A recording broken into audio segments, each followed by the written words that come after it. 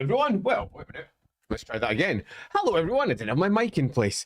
It should be a good, fun afternoon. We are starting at the slightly earlier time of what, 5 p.m. Well, apparently I've got a window open. Let me just quickly shut that off. It's throwing sound at me. And there we go. Hopefully everybody can hear me out there. If you could drop a quick comment to say, hi Andy, I can hear you. That would be absolutely lovely. Just because, as Sotec has taught me, sometimes the sound ain't so hot. But anyway, I'm here and I'm good to go. My name's Andy Law. I make games, I play games, and I talk about games. And today we are here for an Ask Me Anything, or an Ask Andy Anything, but I'm Andy, so yeah, that's me. And I've no idea where these streams are going to go. I never know where these streams are going to go. It all depends entirely upon what you say out there. And if you've got a question you'd like to ask me, make sure that you throw it into the comments right now. And if you don't add a quick @LAWhammer at the beginning, I almost certainly will miss it. Or @Andy even, I suppose, but that won't ping me.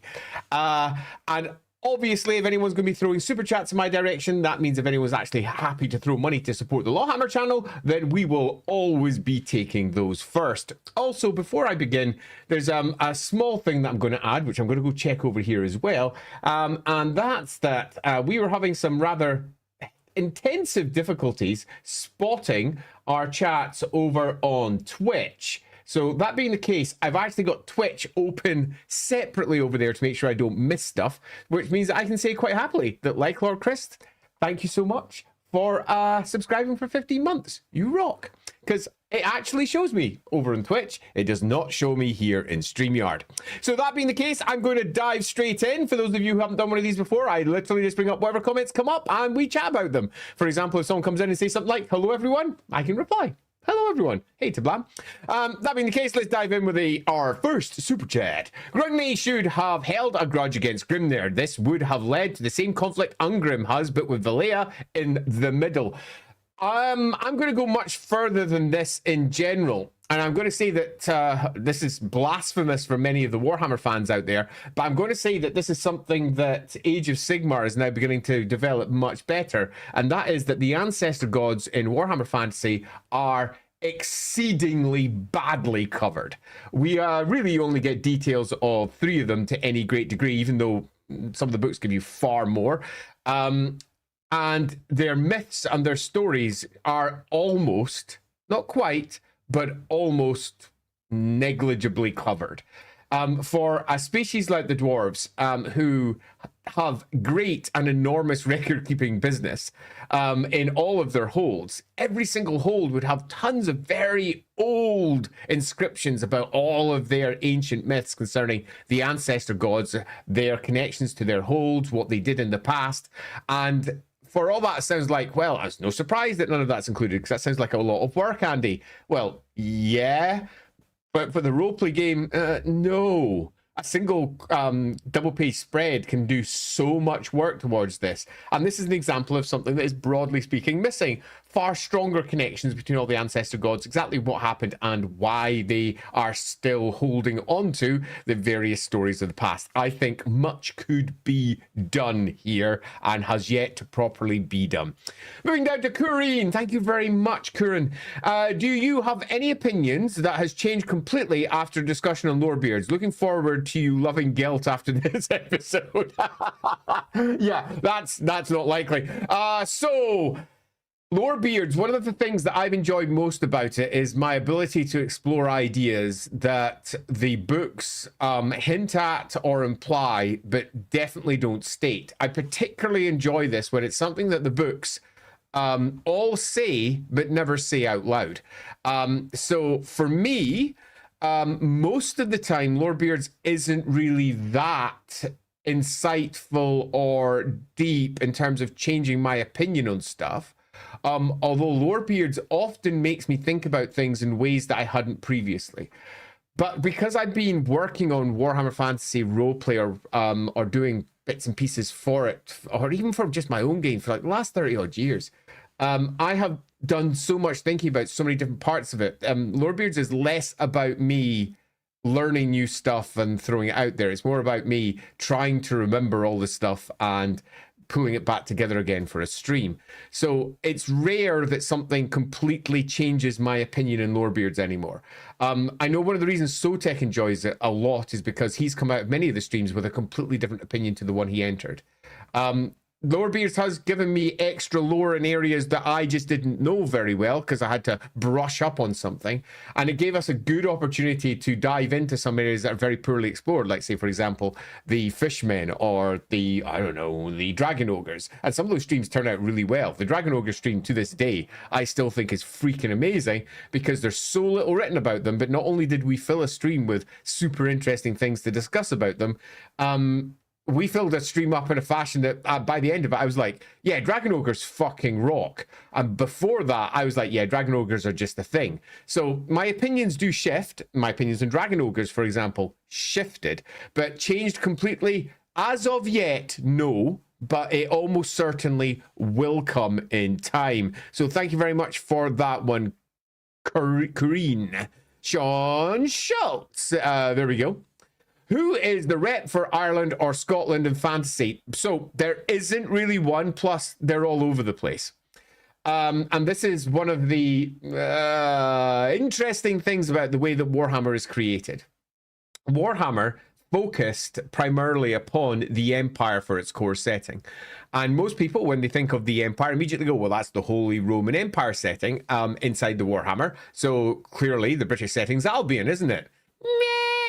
Not really. The Empire as a whole has had so much Britishisms ported into it that it's seen often by people who are, say, for example, in Germany, as being a much more British example of historical port-in than it is a German one, for all it has used some German names and some German ideas, or at least some Holy Roman ideas. That might be a better way of putting at it.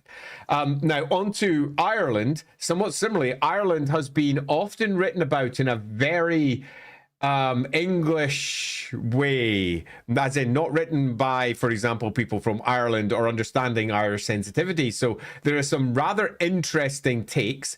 There was an island called Erin at one point in the setting, but that got dumped for the more representative Albion that we have nowadays. Where there used to be a separate, effectively, Scotland, England, and Wales and Ireland representative over in the Albion Isles.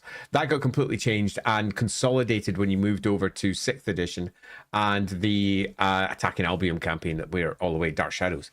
But nevertheless, Irish and Scottish myths pop up in the Wood Elves all over the place. And I do mean all over the place. Several of them also pop up inside Bretonia. So they don't really have a proper direct translation, but at the same point, they're everywhere. In a way that is not really surprising, given that it's generally English-speaking writers who are writing the Warhammer world. So they draw upon the myths that they know, and it's quite common for English-speaking writers to know the myths of the United Kingdom and Ireland. And they proliferate through almost, but not quite, all of the factions in some fashion or another. It's really quite interesting when you start pulling apart all of the influences for each of the factions. Baron von Bastard, hi Andy, hi, was trying to determine roughly the Lizardmen characters' ages. Have an idea of most, but I'm stuck on who's older, maybe older between Mazdamundi and Nakai. Any thoughts? So this is something that popped up in the Lorebeard stream, and Mazdamundi has been, in at least one version of the background, described as arriving with the old ones, not someone that was uplifted in the first spawning. Which would mean that Mazdamundi almost certainly, if that is the case, is potentially not just the oldest, but is possibly older than others. But that's mostly nonsense. Who would I put older? Maybe Nakai, maybe Mazdamundi. I don't have strong thoughts on this one because they're all so vague in the setting anyway. And yeah, the first and second spawnings come in early. I mean, it's nonsense, and it was just a bad bit of writing. Lord Croak coming in early, almost certainly off as well. So I'd still be tempted to go with Mazdamundi because it reinforces his character. But In the LAWhammer party, asks Watchdog, thank you very much, as they were at the time, found themselves on the barge during Dumpling's betrayal, how would that change? Same outcome or different? It would definitely have been very different. There's an entire story there, and I won't drop the spoilers because it's going to come out at some point, as to exactly what happened rather than the rather personal version that was shared during stream. We will be flashing back to this at some point because we've got a story with Dumpling yet to tell that's yet to be concluded. So yes, it would have been very different. We can't say how different because obviously they weren't there, but yeah, it would have been different. Very possibly it would have involved fate points and all manner of fun, exciting things, but yeah, different.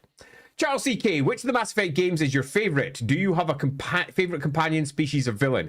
Wow, Charles CK, that's a toughie for me. Okay, so for those of you who don't know out there, Mass Effect is a computer game, computer role-playing game from BioWare.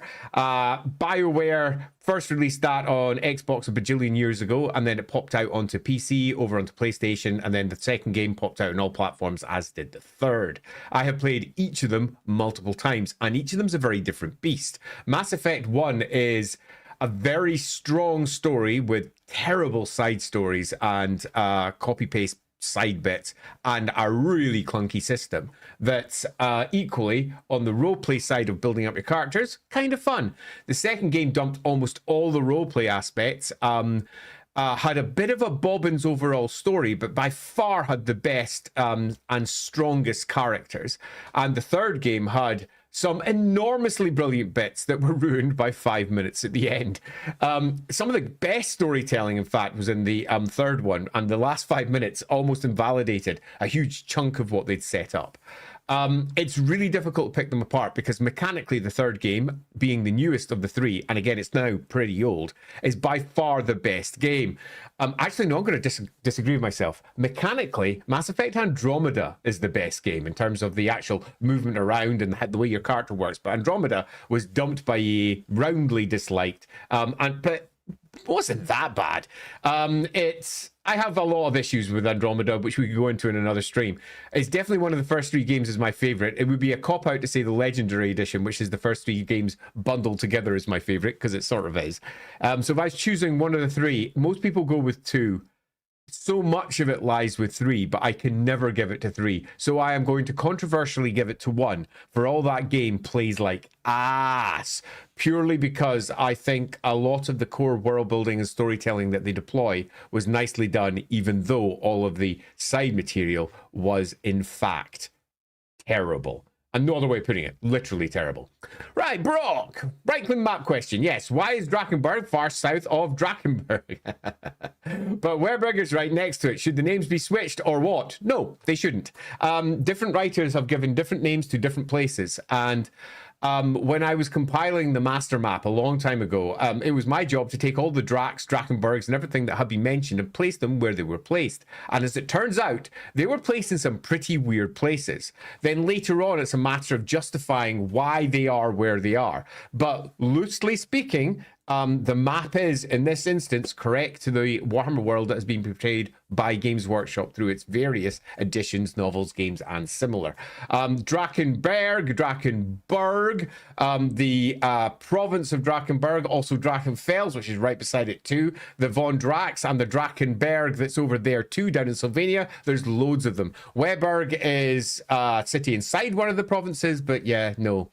These are all right. These are all correct. The Empire is not an easy, it all makes sense place. Lots of naming, much like the real world. You look at it and go, why did it land that way? And you often find there's a good historical reason. And that's all Warhammer needs. Somebody to dive into it and make sense of the historical points. And some of it has been done, some of it hasn't been. Dumbo, does Hashut tempt or call out to non-chaos dwarves?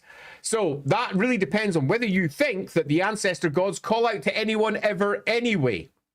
So the ancestor gods probably don't, but Hashut is not a simple ancestor god. Now, I am going to controversially go with Hashut as an ancestor god because that was confirmed in Age of Sigmar, and it's also what we said over in Lorebeards long before Age of Sigmar said it, that Hashut probably was an ancestor god. It makes the most sense, who had ascended for one reason or another. Now, the story they've gone with in Age of Sigmar, and this is where I was loosely going with my earlier comment regarding the dwarves when I was answering right at the beginning. Let me just bring bring up the comments so you know the one I'm talking about. That was one from Daniel, I think. Yeah, there it is, from Daniel with Grugney holding the grudges. Age of Sigmar has just got a better version of the Ancestor god slowly but surely building.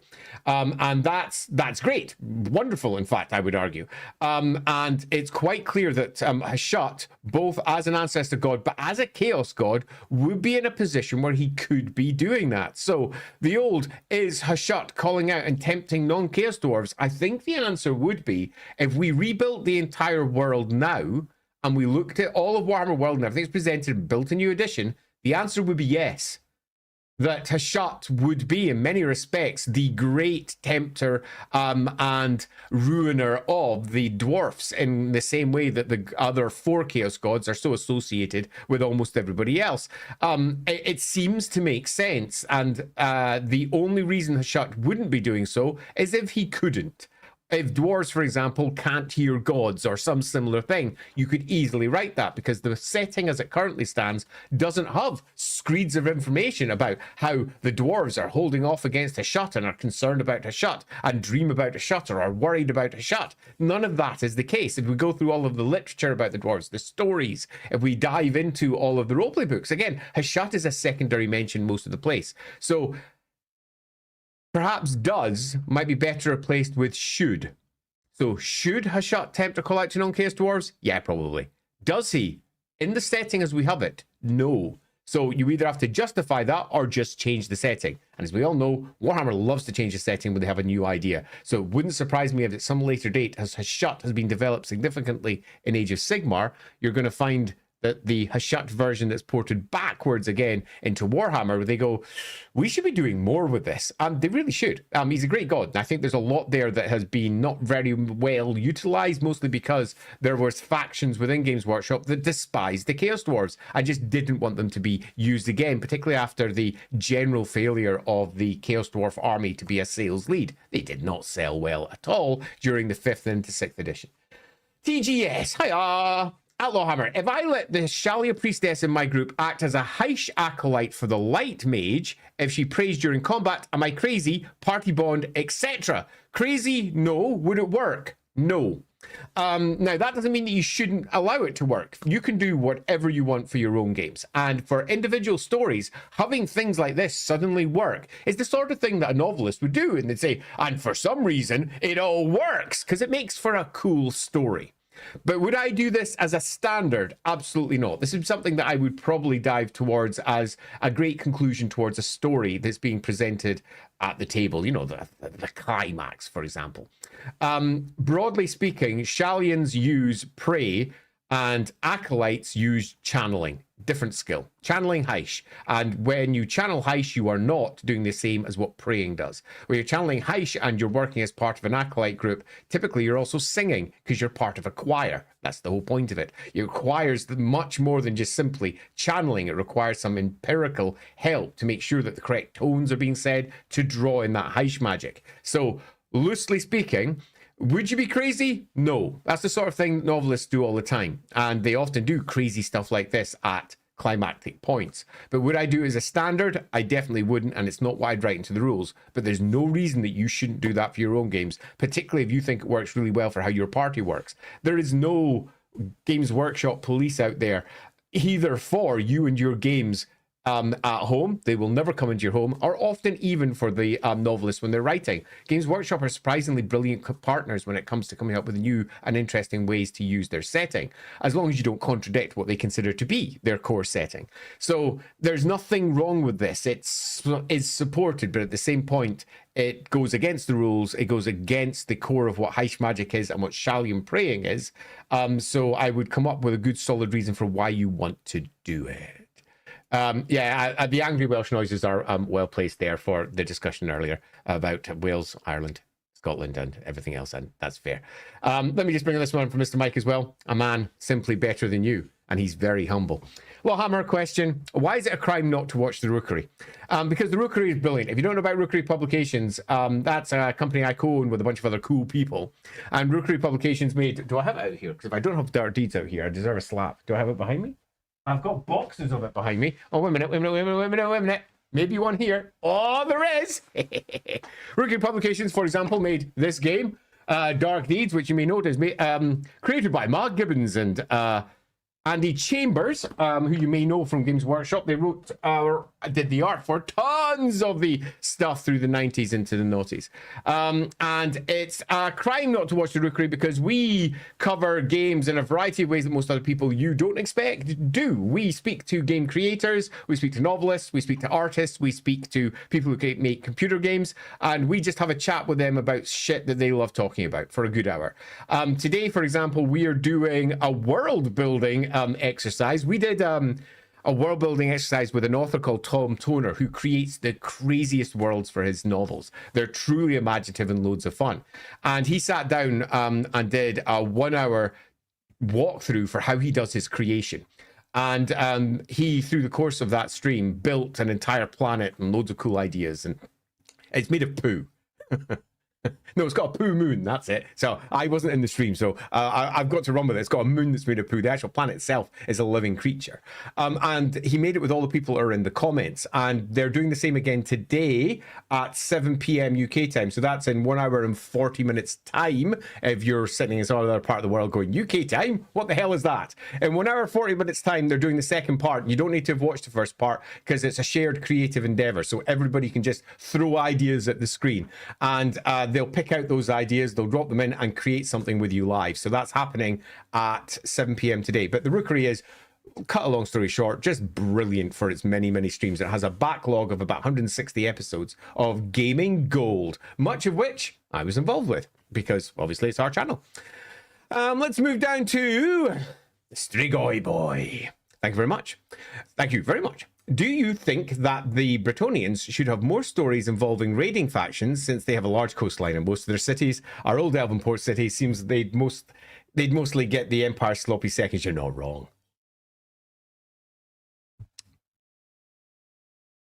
Yeah, I'm going to say this. Games Workshop world building is bad. Because whenever they do their world building, it tends to be an individual tiny party, 3 or 4 people at most, often just one, who build a small quarter of the world and often don't think about the rest of the world at all. So most of Games Workshop's world building for Warhammer is isolated islands of world building. Now, the individual islands they create are fucking amazing. Some of them are truly great. But as an overall world piece, they often just miss stuff out. This is an example of the many things that they miss out. It's something that Total War almost brings into stark and bright light, because they are trying to take all of the primary factions, and they still have got loads of areas that they've barely touched, but they're trying to bring in all the primary factions. As they do so, you realize that there's a lot going on in the Warhammer world, and it's all interconnected, it's all linked, and it's all working with each other. And Total War Warhammer presents a world where there's some really strange alliances that build, there's some really unexpected bedfellows, there is raids happening that nobody ever expected to happen. I've apparently gone out of focus there, and just, it's fine with me being blurred. And that's cool. It shows that the world is a big, living, breathing place. It's something, though, that the Warhammer setting itself sort of forgets a lot. Meaning that things like this sort of don't happen. So I would kind of say, yeah. Loosely, yeah. Moving down, let's make sure I'm not missing any of my Twitchy ones. Oh, I'm just getting to them. So for those of you who commented over on Twitch, we just still haven't reached you yet. But before I do that, do I want to bring up JW's one first? No, I'll go to Knievel first. Knievel, RIP to my Fimir that burned in a car fire last week. That is a bad story. Nobody likes, well, one, your stuff burning away in a car fire. Look at me, all blurred up. Camera, work. Apparently shouting at the camera works. Hey! RIP to your familiar. Fimir, not familiar, unless he was your familiar too. Gary Girianson. Hello. How many Elric-like characters have there been in the Warhammer universe so far? Which story is most Moorcock-like?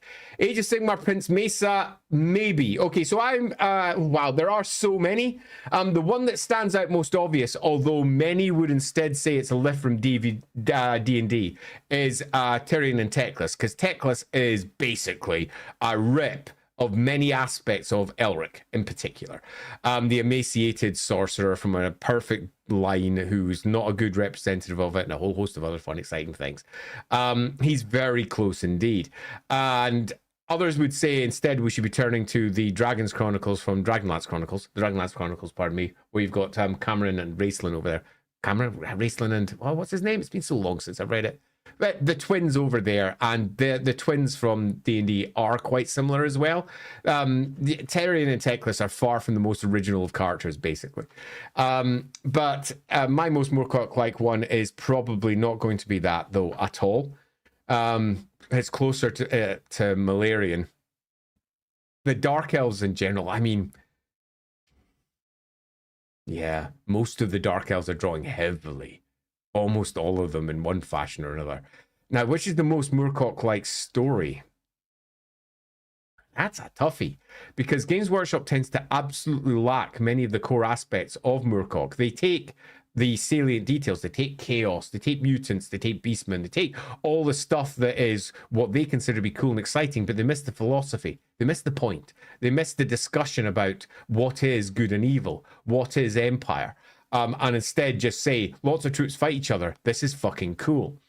So they take a very different route. Even if you take, for example, some of the core Michael Moorcock stories, like, say, The Eternal Champion, that is a reflection on humanity and what it is to be human, and what is the best outcome. And by the gods, it's a grim story when you reach the end and the conclusion that it goes for. So I would suggest that most stories in Games Workshop are not Moorcock-like. They are just taking Moorcock elements. I'm going to bring up JW's comment as well, because it's the first ever comment on Twitch, which is always nice. The High Elf Player's Guide introduces sword dancing for the Swordmaster's career. Yeah, it has a very Shadowrun, physical adept feel to it. It does. It feels out of place to me, but could be used to introduce wuxia-style abilities for Cathay and Shugogen or Nipponese characters. Thoughts? Broadly agree. I don't think it feels necessarily out of place to me. If you're saying the idea of sword dancing is out of place for Swordmasters, I don't think it is. I would have probably gone both further and wider than simply that for Swordmasters. I think that the Swordmasters they presented were a little bit tight, a little bit lacking in the majesty of how the Swordmasters have been described. However, for the idea of perhaps using those core concepts to ensure that you've got a similar rule base for similar ideas for, say, more wuxia style things like Cathay and Shugogen or the Nipponese characters, yeah, I think that would work pretty well. Mornington Crescent. Event Horizon is often seen as to capture the feel of 40k pretty well. Is there a film you've seen that made you think the same for fantasy? So first, Event Horizon, there's a reason that captures 40k. The writer himself said in many respects he was writing something that was a prequel to 40k. So the answer to that, pardon me, I've just got an email coming. Let me just check if it's important. I should send the email, maybe talk to you soon. Okay, cool. No, randomly speaking to Gav Thorpe in the background. That was nice. Hi, Gav. So fantasy is a tough one because the tone for fantasy shifts wildly depending upon which setting you go with.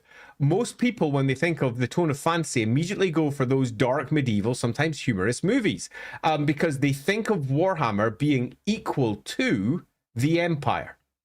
And that's just not the case. It's something that I have sort of fought against behind the scenes more than once.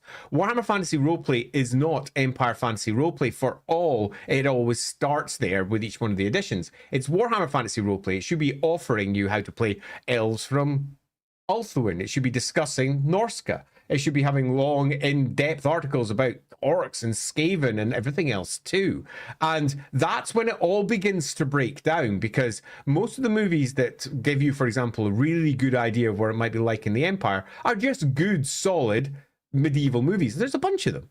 Brother the Wolf jumps to mind. I don't know why that one jumped to mind, but it did. There's loads of them. Not just one or two, but it's such a focused view. How could I look at movies there and say that that represented Warhammer when Warhammer also has dwarfs, it has Cathayans, it has Chaos Dwarves, and it's all of those things together that you then have to go, oh yeah, it doesn't present fantasy very well. There's very few movies that present Warhammer fantasy well. The closest is probably Lord of the Rings, which is a little bit bonkers, but at the same point, understandable given their there's a certain similarity of source for some of Games Workshop stuff on Lord of the Rings. I wonder why. Maybe because Games Workshop were selling lots of Lord of the Rings models at the time. So for me, I don't think most films really capture fantasy very well, but they do capture the mood of individual factions relatively well, which is a bit of a cop-out way of saying meh.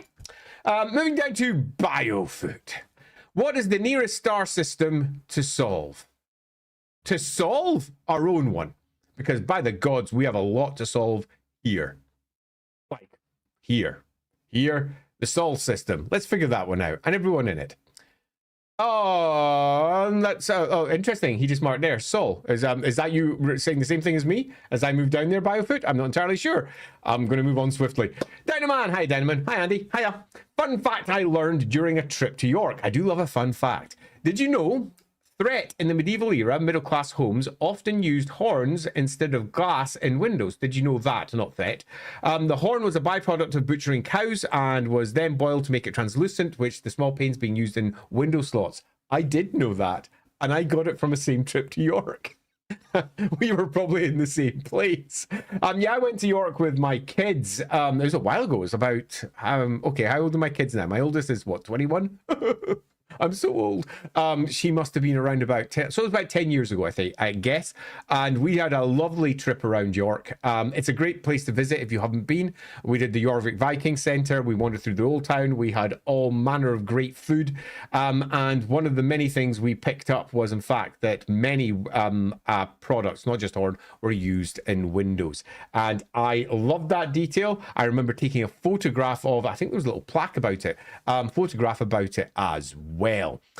Moving down to Wander Alpha. Azurin banned the gods from the world due to the elder things of retconium, us, that started to look to malice by the cataclysm. The world is secondary benefit. You know what, Wander Alpha? It's as good a reason as any, because Games Workshop have barely detailed the old war in heaven that happened in the Warhammer world and exactly what occurred back then, largely because most of the modern writers, the ones that we have nowadays, kind of don't know about it.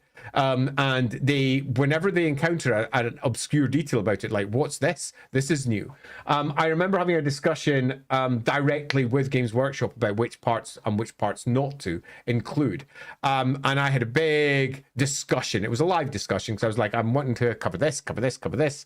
I'd really like to cover these areas as well, but I don't know if you consider them to be worth covering, as in you still consider them part of the Warhammer world.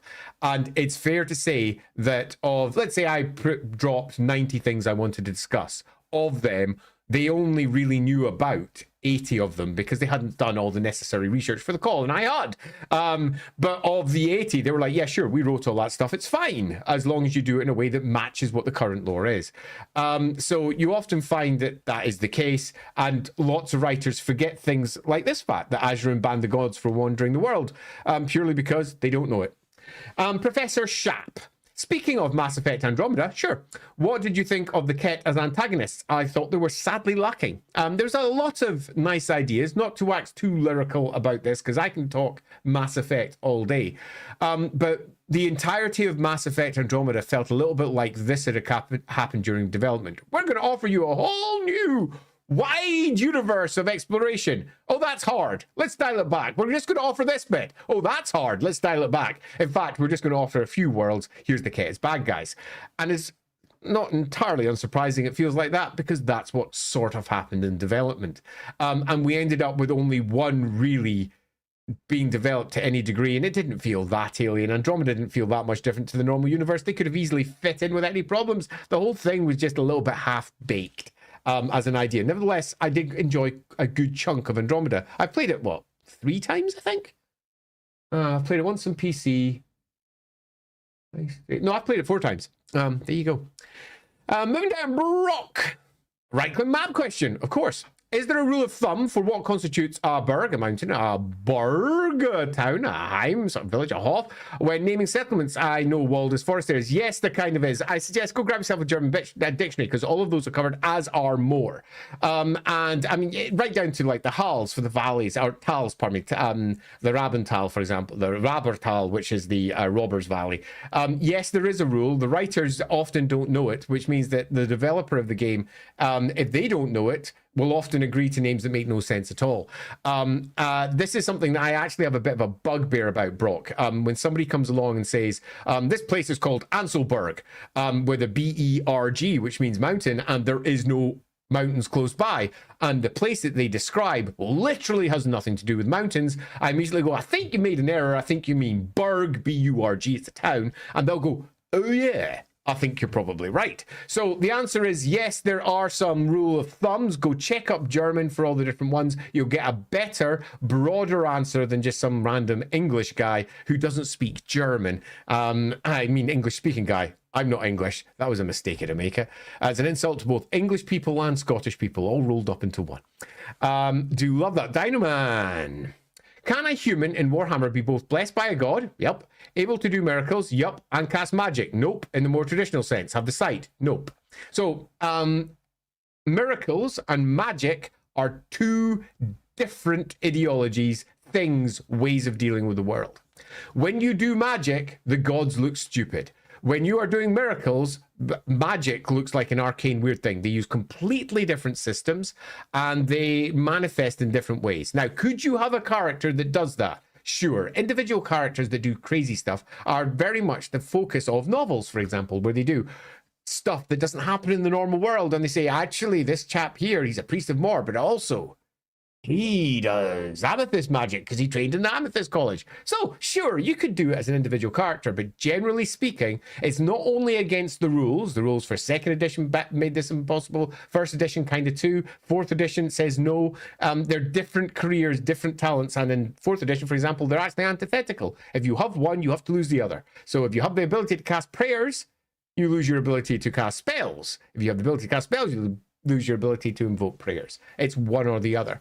The answer is no. There are many characters, though, that come from backgrounds of one. I'm going to move to another inside the Warhammer setting. Let's just pick out one at random. The Amethyst Patriarch. So the Patriarch of the Amethyst College of Magic was a priest of Mor and a blessed priest of Mor. And he moved into magic. But he was no longer blessed by Mor. He did magic from that point onwards. So the answer to this one is no, but equally, as we mentioned earlier, there are no game workshop police for your home games. Just go wild, do whatever you want, because that works well. Let's move down, make sure I didn't miss any. I'm scrolling down over on this side to make sure I don't miss any of my twitchy ones. Yeah, we're good, which means I should be moving on to Avani DK. Hiya. What time period of Warhammer Fantasy would you like to get a novel line to examine a la Horror Heresy for 40k? P.S. Spent some time reading my Solasta campaign setting book. Didn't know you were involved in that. Another reason to thank you. Cheer. Not only was I involved with that was published with my partners over at Modiphius, but also Rookery Publications. Yeah, we put that together for the chaps over at Solasta. If you don't know Solasta, it's a D&D computer role-playing game made by Tactical Adventures over in France. And they are working on their second one just now, Solasta 2, strangely enough. And I did the D&D book for the Solasta campaign setting book. It's super fun. Good job. Enjoyed that immensely. Now, looking at this one, we've already kind of had it, but in a way that you wouldn't necessarily agree with, in that Age of Sigmar is now seen to be the core setting, and Warhammer Fantasy, the old world, is the Horus Heresy. So it's sort of already occurred in fantasy. Age of Sigmar is, after all, part of the Warhammer Fantasy umbrella. And the old world being the old part, and the other one. Now, they sort of tried to do this with Fantasy over in Black Library. So when Fantasy 8th edition was out, they sort of did their Age of Legends stuff, and they dialed back to Nagash, and they did some stuff with Sigmar, and they moved over to the Elves, and they sort of tried, but the problem is that they are all at different eras. If you wanted to do, I think, the best one, it would probably be the Cataclysm. In the Cataclysm, you could examine Inarian himself. You could examine Marathi. You could examine the beginnings of the world, the Lizardmen, and them collapsing. You could examine the dwarves attempting to forge forth and close the gates on their side. You can examine the Cathayans. Most of the major factions were there. But one of the reasons that they never do this is because Sigmar just wasn't, and wouldn't be for thousands of years. And we all know how much Games Workshop loves Sigmar because of its focus on the Empire. There is nothing equivalent to the Empire, although we do have an entire human grouping over in Albion, and also early humans spreading around the world in a variety of places. It's to be remembered that during the 6th edition of the game, they pretty much wiped out humanity as being an evolved source of potential conflict during the Cataclysm. This was then contradicted by later books where they said, yeah, there was humans in Albion at this time, and they were some of the most magic-using species in the world. And then, as we know now, the Old World makes it quite clear that the elves and the dwarves are not the elder races as they are described in 1,000 other books. They're just as old or as young as humans. Humans were uplifted during the arrival of the Old Ones, as were the dwarves and the elves, all at broadly the same time. Although arguably you could say the humans sort of came near the end, but if we go by the, as much as we can trust these stories, standard tale, it was the ogres and the halflings that were uplifted last before the Old Ones hiked it away after the Cataclysm. So I think the Cataclysm is probably the best bet. Just going to bring up this comment here as well from 121 Gigawins. Oh man, the EWWWW was great. If you don't know what that is, that was the Extreme World Building workshop that was run by Tom Toner a few weeks back over in Rookery Publications, and he's doing the second part of that today at 7 p.m. I will probably raid that stream at the end of this one because I generally do that for my Saturday streams. Indeed, normally I would just be starting in about 5 minutes time for an Ask Andy Anything stream at this point.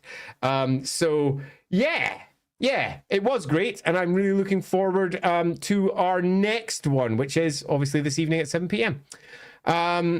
Yes, let me bring up this one here from Andrew. Hey, Andy, is there any reason the bonus Lorebeards isn't happening today? Yeah, I posted this over on YouTube, on Blue Sky, on Discord, and around. But loosely speaking, Sotek wasn't well. That's it. He wasn't feeling very well. He got in contact. He said, I think I can probably make it. I'm not too sure. And I'm like, dude, it's a bonus stream. Let's just hold it off for a week. We'll do it next Saturday. And I'll do an Ask Me Anything about an hour later than when we would have done the stream. We'll do that instead. And he was like, thanks. So that's what we did instead. Sotek needs a little bit of rest time. He needs to sit there like a big slant and regenerate. I hope that's not too offensive there. Sotek, popping my head up. That one guy you know, and you know, I think I might know him. On my travels from the east, thanks very much by the way, I encountered that vagabond again. Wearing torn clothes and having a crazed look, he rambled about the fields of refineries and of vile dwarves who praise a bull god of some kind. This got me thinking, as I never heard of Hashut before, how would my fellows in the Empire treat these ravings? Right, so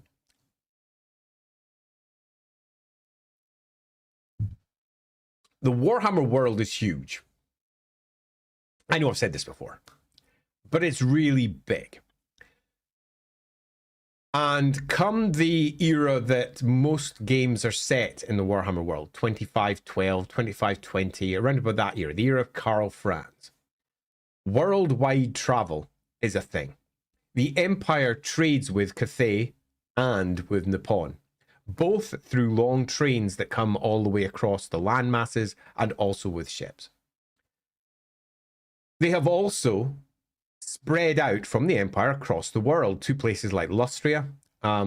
They've not just attempted to colonize it, they've been doing it for over 1,000 years. So the idea of foreign strange lands is hard-coded into the upper classes, at least, of the Empire. The lower classes could hardly care more. Strange, weird creatures from other places are not that surprising, in the same way that during the Victorian era, they were porting back all manner of crazy stories of things that they had found in other parts of the world, as they attempted to describe to zoological societies what a giraffe was, or a rhinoceros, or a hippopotamus. And these are some crazy freaking creatures. And the cultures that they were meeting were exceedingly alien. And much like Victorian England, the Empire is quite superior in how it views the other cultures that appear to be less than them. So if you're looking for how a good model, that one guy you know, for how people would respond to weird ramblings of crazy stuff from the other side of the world, I would generally use the Victorian era thought process as a handy starting guide, as in, we're better than that. Any stories we hear are almost certainly overinflated because they are almost certainly worse than us. And these creatures and these things out there, we need to know about them because there is a strong sense of various intellectual societies in the Warhammer world, and it's a lot of them are focused in the Empire, and they will be investigating how they can use all these things from other places to best benefit them. But they are also in a world where chaos is real, so they have a certain level of trepidation attached to that, particularly when it comes to things like this. Bull gods are not chaos, so that's something that some might be interested in investigating, much to their almost certain peril. Yeah, good times. Gary, thoughts on Cathay's second arcane journal revealing Cathay and Ulthuan did a Spain and Portugal and took a hemisphere, got a favourite hegemon. Yes, so my thoughts on this one are it contradicts previous sets of lore. This is not unsurprising. Indeed, not only does it contradict it, it hard contradicts it, and makes some of the stories that came in from like the 4th edition through the 6th in particular less relevant, particularly when we're dealing with the various fortresses that the High Elves put up in the past and their absolute command of the sea. But if we go past that, what I think I particularly dislike about this is its lack of acceptance of anywhere else. Nippon, for example, is described as being the primary sea nation, which is how they held off as a smaller area against the far larger Cathay. And their fleets were said to be bigger, more impressive, and more capable. But that's forgotten because it's not needed for the war game. So as an idea, nothing against it at all. As an idea of it replacing older lore, again, I'm not too bothered by that because the lore is constantly updating. That makes sense. Missing out factions to come, though, and thus either having to contradict themselves when they bring out those factions. Say, for example, Nippon comes out in 10 years' time, and they say, actually, Nippon rules the seas over here, and the Dark Elves have got are minced by them, and the Cathay is constantly being harried by the Nipponese fleets. Yeah, that's ruined by such blanket terms like this. So I broadly like it, but I always feel like a certain amount of Caramon. Thank you very much. I'm just bringing up because I noticed the comment from Sam, Reikland and Caramon. I couldn't remember his name. It was like Cameron. No, it's not Cameron. For goodness sake, Andrew. Cameron's not his name. So I don't particularly dislike it. Now, what would I like to do? I'd like to mix it up a little bit. I would like to say I'm happy for Cathay and the High Elves to have split the oceans that way, but the reality is that both of them don't control them in the same way. The High Elves, though, have controlled their aspects of the oceans almost perfectly, except for Dark Elf issues in the north. They really did own those oceans, and I wouldn't like the same to be the case for Cathay, given the stories that have already been hinted at and also written in black and white in more than one place about Nippon. But yeah, no issue at all with it in general. Old Man Zola, no question, just want to say thank you for all the entertainment, Andy. No problem. You, Sotek, and the LAWhammer crew help me just relax and forget my worries. Oh, thanks, Old Man Zola. You know, it's stuff like this that makes it all worthwhile. A while ago, before we started the LAWhammer channel in particular, I had several discussions as to whether I could be bothered doing it. I had a lot on my plate, and the answer for me wasn't because other people might enjoy it. It's because I'm going to roleplay anyway for the LAWhammer side of things. I'm going to do it anyway, so do we set it all up so that other people can watch us do our stupid games? And they are stupid. We know that. We have fun with it. And the answer was yeah, I'm going to roleplay. I'm as well to do it. Why not? It'll be a laugh. And this part of it, and the same applies for Lorebeards as well. I'm doing things like the Ask Andy Anything thing. This part of it, with people turning up and saying things like, thanks, that's always nice. Or throwing money at us, that is always nice because we always need another camera. But it's not that. It's the people who say things like, you help me relax. You've taken me through a difficult time. You have given me something to listen to when all I could think of was dark thoughts. And it's a dark time for many of us. This is not the world that we expected. I'm going to give a slightly different version of this story than many would go with. And I'm going to fall back on The Matrix. In The Matrix, they claimed that 1999 was peak humanity, which was, I felt at the time, ridiculous. They said past 1999, humanity went downhill, and it all just sort of went wrong. Everything that was sort of moving together, with everyone sort of working together across the world, and everything kind of working, was all sort of falling into place in that mid, almost 2000 era, and then it falls apart. And dystopian futures love everything to fall apart. Basically, everything that The Matrix said is slowly but surely falling into place. All we need now is an AI overlord. Let's just not think about that. Hey, Dumbo, do Knights of More have full-on obsidian armor? No. Total Salvation says it's obsidian armor. I know, but it doesn't mention any magic resistance. So is it just bits of obsidian detailing in the armor? So, yeah, this was something that I tried to get changed in Total Salvation because obsidian makes shit armor. Obsidian's short and fragile and would not make good armor. Now, having obsidian in your armor, yeah, sure. And the reason I tried to change it was because of the second part of your comment, which is that obsidian has actual benefit and utility in the Warhammer world. It is anti-magical. You have a shard of obsidian, and that shard of obsidian will stop magic working around it. That's what it does in the Warhammer world. Volcanic glass is something special in Warhammer. So it needs to have rule support if you're going to use a textual description of that type. And when I was doing my pass on the book, that was one of the bits I highlighted. Either change the word obsidian, just make it dark metal, or there's some equivalent, or change the rules, one or the other, please. To which, apparently with a stymie of disagreement behind the scenes, they couldn't decide which one to go with, so went with neither and just ran with the text. So it kind of ran as was. So do they have full-on obsidian armor? No, they just can't, because it doesn't work as armor. Could they have armor laced through with obsidian? Yes, but where do they get it from? Obsidian is surprisingly rare in the Empire. So where do they get that stuff from? And why isn't it getting stolen by anyone who wants to do anti-magical stuff? There's a host of reasons why it's tough to do. If it's that easy to get, why aren't other people using it all over the place? Most of the easy bits of obsidian come from the other side of the World's Edge Mountains. There's tons of the freaking stuff over there. Much less of it on the Empire side. So yeah, there's questions that need to be answered to make that a thing, but I see no reason that you couldn't have armor laced through with obsidian, using obsidian for detail and using that primarily for the anti-magical benefits that you get, because they're often warring against entities that are using high magic. So it works so much. Just gonna bring this one up from Sam Martin. I love Dragon Knights so damn much. All right, the book's now 13 to 14 or so. Sam, you and I both. I love those books. I made the mistake of reading them again later and went, I kind of wish I'd left them to my memories, because my memories of them were far better than my grown-up brain accepted. Yeah, I've been on a panel actually with Tracy Hickman. Did that over in the World Anvil con one year, and turns out to be the nicest bloke in the world. We had an absolute delight of a time.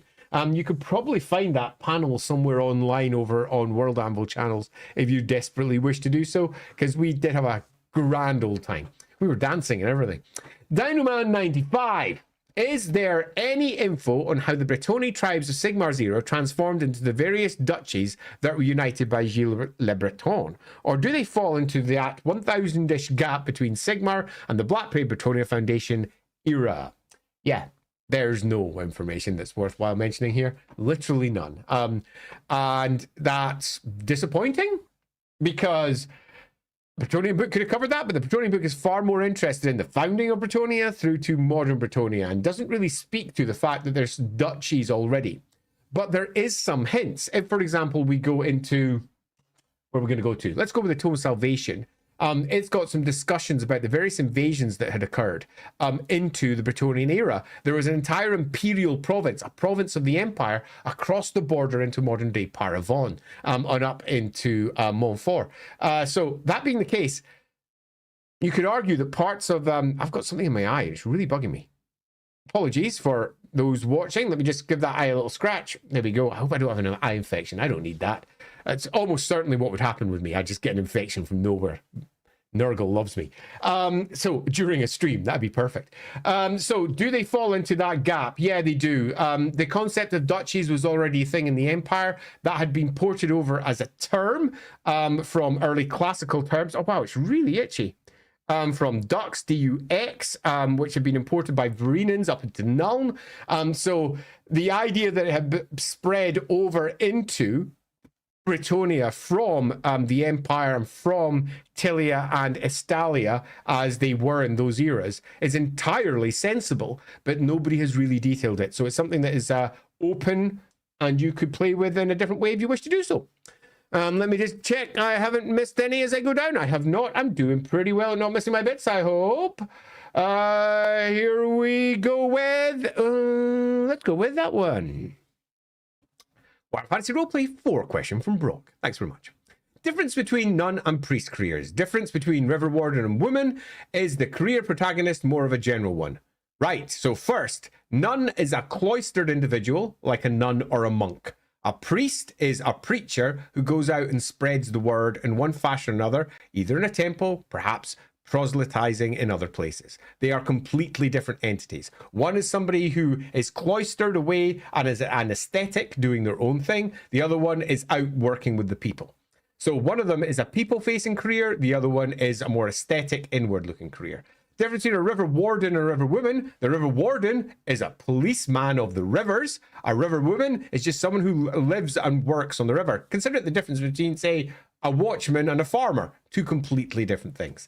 Is the career protagonist more of a general one? No, it is not. A protagonist in Warhammer, and has always been in Warhammer, is a hired fighter. Hired fighters are not general people in general, because most general people aren't wandering around being paid to beat up other people. Consider them like hired thugs. So yeah, they're very different things, Brock. Hopefully that explains it for you. As we move down, I'll just bring up this one since I can. I live in Edinburgh. So man like Pegasus, I'm in Edinburgh. It's a lovely city. I grew up in the very north of Scotland. Couldn't go any further without swimming. I grew up so far north, and I lived in a lighthouse. I did most of my growing up in a place called Thurso. I lived in Scrabster, which is beside Thurso. And I moved down when I was 18, ostensibly to join Games Workshop anywhere, but I was a kid, and I wanted to move to the closest place I could to my parents. So I moved to the Edinburgh shop. And I was offered a place anywhere in the company. I could have gone to mail order, I could have gone to sales, I could have gone to the studio, but what did I do? I moved as close as I could to my parents because I was a kid. And I moved to Edinburgh. I arrived in the city and I have never left. I love it. It is a beautiful city, and I am somebody who is somewhat influenced by aesthetics. Edinburgh is genuinely a beautiful city. There's obviously lots of beautiful cities in the world, but Edinburgh kind of took my heart. And yeah, it's lovely. Tyrant 25, thanks very much. Shouldn't dwarf lords be tougher than they're presented? They have centuries of experience and better magical items than anyone but chaos lords. That's a tough one. No, but yes.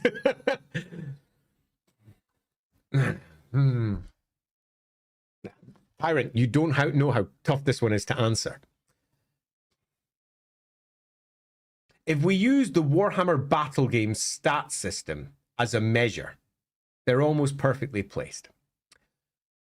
Because that stat system, in its 1 to 10 scale, accepts everything from dragons and greater demons and massive awfulness all the way down to just little soldiers.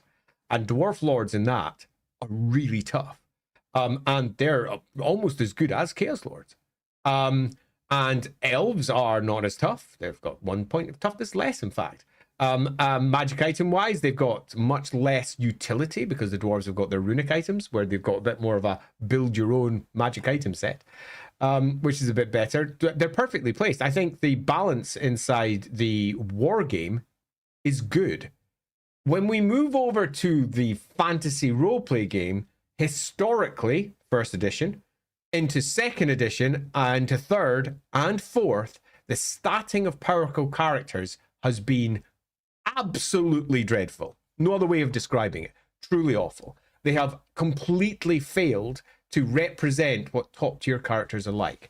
And the statting for fourth edition was designed to have space to allow top tier characters to be expressed. It was designed to allow really hard dwarf lords, for example, or to really present Gotrek. Unfortunately, when the writers who came to creating characters of that ilk started it, they didn't understand the system well enough to actually use what the tools they had at hand were designed to do, and they made them too weak. And this is shown all the way through, for example, the Enemy Within campaign, where almost all of the stats from almost the first book onwards are just too low. And in some cases, so low that it's almost farcical. I tried to bring this up as an issue because I was asked directly by Games Workshop. So I was in Games Workshop at the head office, and I was asked what was the problems with 4th edition. And I was like, I don't really want to wail on them. because 4th edition is what it is. I helped design it. But it has problems. It does. And one of the biggest ones is its statting. The statting, as it currently stands, doesn't use the system very well. So we have some very, very weak characters. And their answer was, well, it's good to have PCs, stomping. Once a PC's been playing for a bit, surely it's fine for them to kick in that Goblin Warlord or whatever. And there's, some truth in that. But equally, we shouldn't have a Tyrion that can be taken on by our PCs that easily. It's just not right. So I think that all of the characters have not been statted frightfully well in the fancy roleplay game, but I do think over in the battle game, they have broadly done very well. I'm sure, though, there are people who disagree with that. Hendrik Veerbeek, I'm getting into Delta Green. Nice. Criticizing me level at 40k is absence of satire. Yeah. How would you make sure Delta Green doesn't present the wrong message? I'm not sure I would. Which is a controversial thing to say given your initial opening. Our own personal games are about doing the things that we find are fun. And for your own personal game at home and the stuff that you're building for yourself, it's all about what you and your group enjoy doing. I remember when I was at Essen one year, which is the biggest game show over in Europe. And I had a player of Warhammer Fantasy Roleplay come up to me and ask me, why are there so many women in Warhammer Fantasy Roleplay? Which I'll admit I found an almost farcical question to be pitching anyway. It's almost like saying, why is there so many women in the world? But it's not the question he was actually asking. The question he was asking was, why is there so much more equality in the Empire in comparison to historical versions of reality, which is what he preferred his Empire to be based upon? And I answered the question the best way that I could, that broadly speaking, the Empire is not the same as the real world. It has a pantheon of very real gods, many of which are gendered, many of which empower women as much as they empower men. And men are not the sole holders of power or physicality in the same way that they are in the real world. They can't bully their way through in the same way that they can bully their way through in the real world and have done in many societies. There are gods who outright punish those who attempt to do those things. So women hold many different forms of power inside the Empire that they don't in the real world, and they hold many positions and have done since the 1st edition. And his response was, no, that can't be true. 1st edition was based on real world. And I said, go take a look at the Middenheim book, for example. The Watch in Middenheim, half of it's female, and always has been, right since the very first Middenheim book. The Warhammer world is not how many people viewed it, but in their home games, they often just played it as history. So the army was 100% men, and the Watch was 100% men. Broadly speaking, women were not involved in any power structure unless they somehow snuck in because of various deaths, and the woman was just left last one standing. And that's fine for their games at home. And in lieu of, and in fact, without having any other material to contradict it, it's the correct thing to do. It's what they thought was cool, and that's great. And I would say the same for Delta Green. It doesn't actually matter if it's got satire or doesn't have satire, if it reflects the real world or doesn't reflect the real world. As long as you and your group are having fun and nobody is being harmed, it's great. That's good. And I wouldn't like to say that anyone else has bad, wrong fun. There is no bad, wrong fun. And when I was at Essen, I explained that. I said, look, your Empire is not wrong. Your Empire is just different to the one that I've been commissioned to write. And that's cool. If you don't like it, just don't use those aspects. It's not particularly hard. And to go back to an earlier question that we had in this very stream about the nun and the priest, the same chap said, why is it called a nun, not a monk? To which I replied, why is it called a monk and not a nun? I mean, it makes no difference. You know, it's one career to be both monk and nun. You got to make a choice, one or the other. We called the priest a priest. We didn't call it a priestess.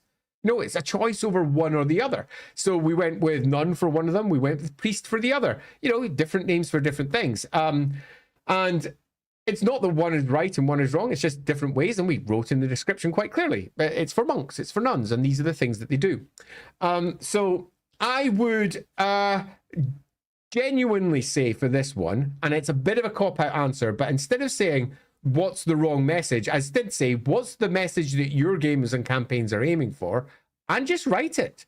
If your message, for example, is to make a satirical poke at those in power, to prick at the pride of those who have power and think that they can't be attacked under any fashion, then that's what you make your game about. It's as simple as that. And it's not particularly hard. You make your characters be the ones who are responsible for bringing down or highlighting or somehow conveying that message. Yeah, there's lots of things you can do. Hope that's helpful. I don't feel it necessarily was. Dinoman95, reposting questions from Saragea. What? Have I missed one? Or are you just bringing up one that somebody else posted earlier? That seems much more likely, because I'm watching them over here, Dinoman. If I've missed one, I'm going to be deeply unimpressed with myself mostly. Reposting questions. Yeah, anyway. Are there any events or characters that you want to see covered or focused on during the timeline of Warhammer the Old World? Not focusing upon the Great War Against Chaos. Everyone wants Azavar or Magnus. No. That might sound like a unexpected answer, but no.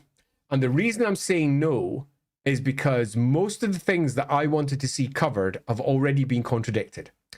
My version of the Empire in this era is based upon what had been written of the era up to the Old World, which means that my version of the era has a different emperors, and I do mean emperors, has different kingdoms, has different things. Take a look at Warhammer Fantasy Roleplay 4 and the discussion that it has about Reikland and the patchwork of territories that it was during this era, where you had Vorbergland as a kingdom run by House von Walfen.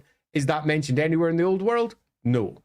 Where the rulers of Callaghan, House Halskrug, were the emperors. Are they the emperors in the Old World? Over in Altdorf, the answer is no. So all of the things that I would like to have seen touched upon in the Old World as a whole have already been contradicted. So the world that I was already invested in and wanted to see developed has been overwritten.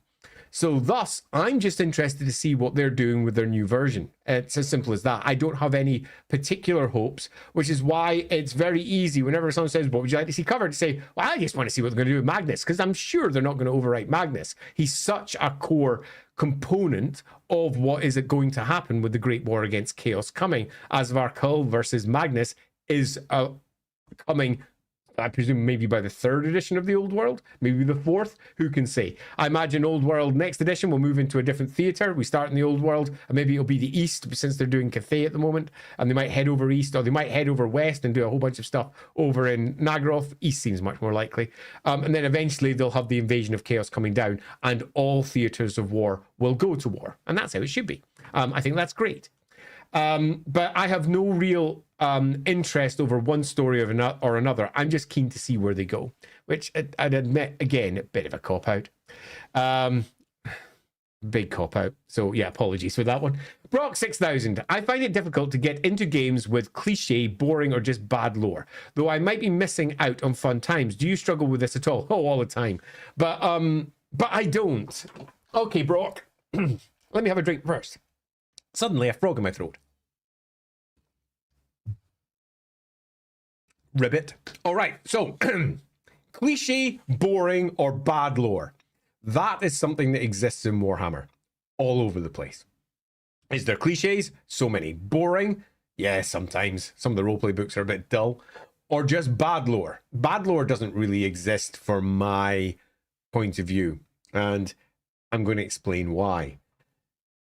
Because in Warhammer, I just rebuild anything that I think isn't great and make it work. I'm a creative at heart. I like making things make sense. I build new stuff as and where it's needed.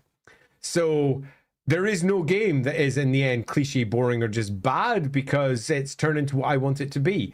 I could say the same, for example, I did a Vampire the Masquerade 10-year chronicle, and I had every single book that was produced by White Wolf.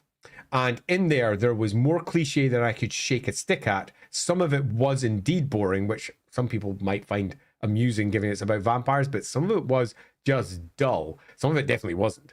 And some of it was just not frightfully well written or just contradicted everything else. But that didn't mean I didn't love the setting as a whole and wasn't willing to make it all work. I used all of those cliched, boring, and bad bits and used them in ways that players might not have expected, built characters that were perhaps unexpected, did stuff with them that was just cool.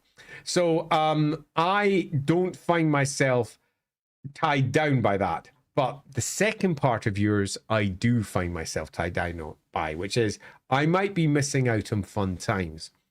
And that's where I sort of do land, in that there's a host of settings I just don't touch because I can't be bothered with another gigantic setting full of cliche, boring, and bad lore, which is the case for almost all of them.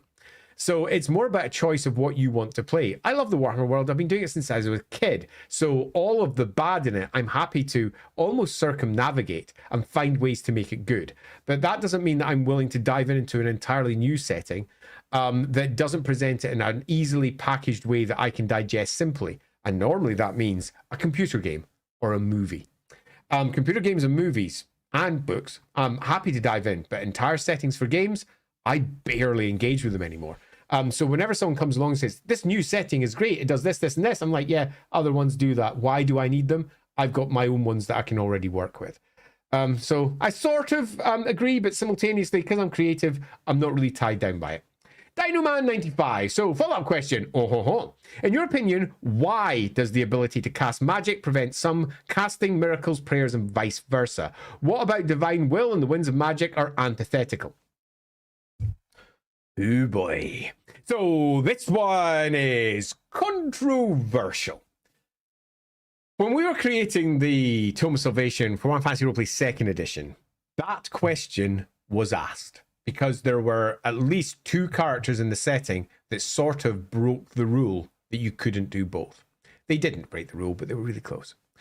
And we had to effectively either support that rule, deny the rule, and on top of that, explain why we'd done either if we were going to. And the answer that we got at that time, and answers change frequently, is that that's just the way it is. Don't worry about it. Write around it. That was it. And I said, so can I tackle this directly? Because if that's the way it is, there's going to be people who theologically have got opinions and who thaumaturgically, I suppose, or magically will also have opinions on this and why it's the case, because they're going to note it. And the response was, yep, sure, as long as it's internal opinion rather than stated rule, and explaining this is the way it is in a black and white world, you can go wild. So I did. And I opened the book with it right at the very beginning. The Tome of Salvation, in fact, I've got the Tome of Salvation here. There's a nice little bit that I'd really like to... I'm pretty sure I've actually got my original text for this. Let me just double check. I'm checking my hard drive as I go. In fact, it might not be worth going to my original text because it's not the same as the one that was printed. It's just really close. But yeah, I opened it right at the beginning.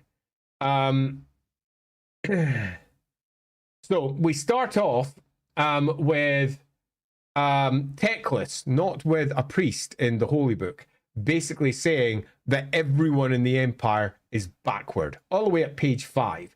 And then we head into, by page 7, again, Teclis, making it very clear that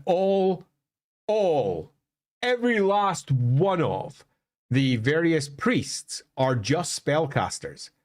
It's not the gods doing it, it's their faith doing it, and their belief in themselves and using the winds of magic in unique ways. And he breaks up the existing druidic traditions, dives into the heart of them, looking for the Jade Magisters to be, and says, hey dudes, you do realize you're just using magic, and here's my proof. He proves it to them, and the druidic families break in two. Most of them become the first Jade Wizards of the Empire. The rest of them go off into the woods and say, none of that business, you're a liar. We're not spellcasters. We're not spellcasters as you understand it. No, we've got faith, man. We got faith. We're doing this because of the gods. The mother, she's the one. And basically, that's one explanation. But that's only one explanation. You can make more. You can say that the gods don't like it. And that would be equally valid. And I could have written that one in, but that was the one at the point of 2nd edition that everybody already believed. At 2nd edition, the general talk in the Black Industries forums, the Black Industries were the people that created the books for the 2nd edition of the game. It was an imprint of Black Library. So basically a small bit of Black Library made all the role-playing games. And I worked for them.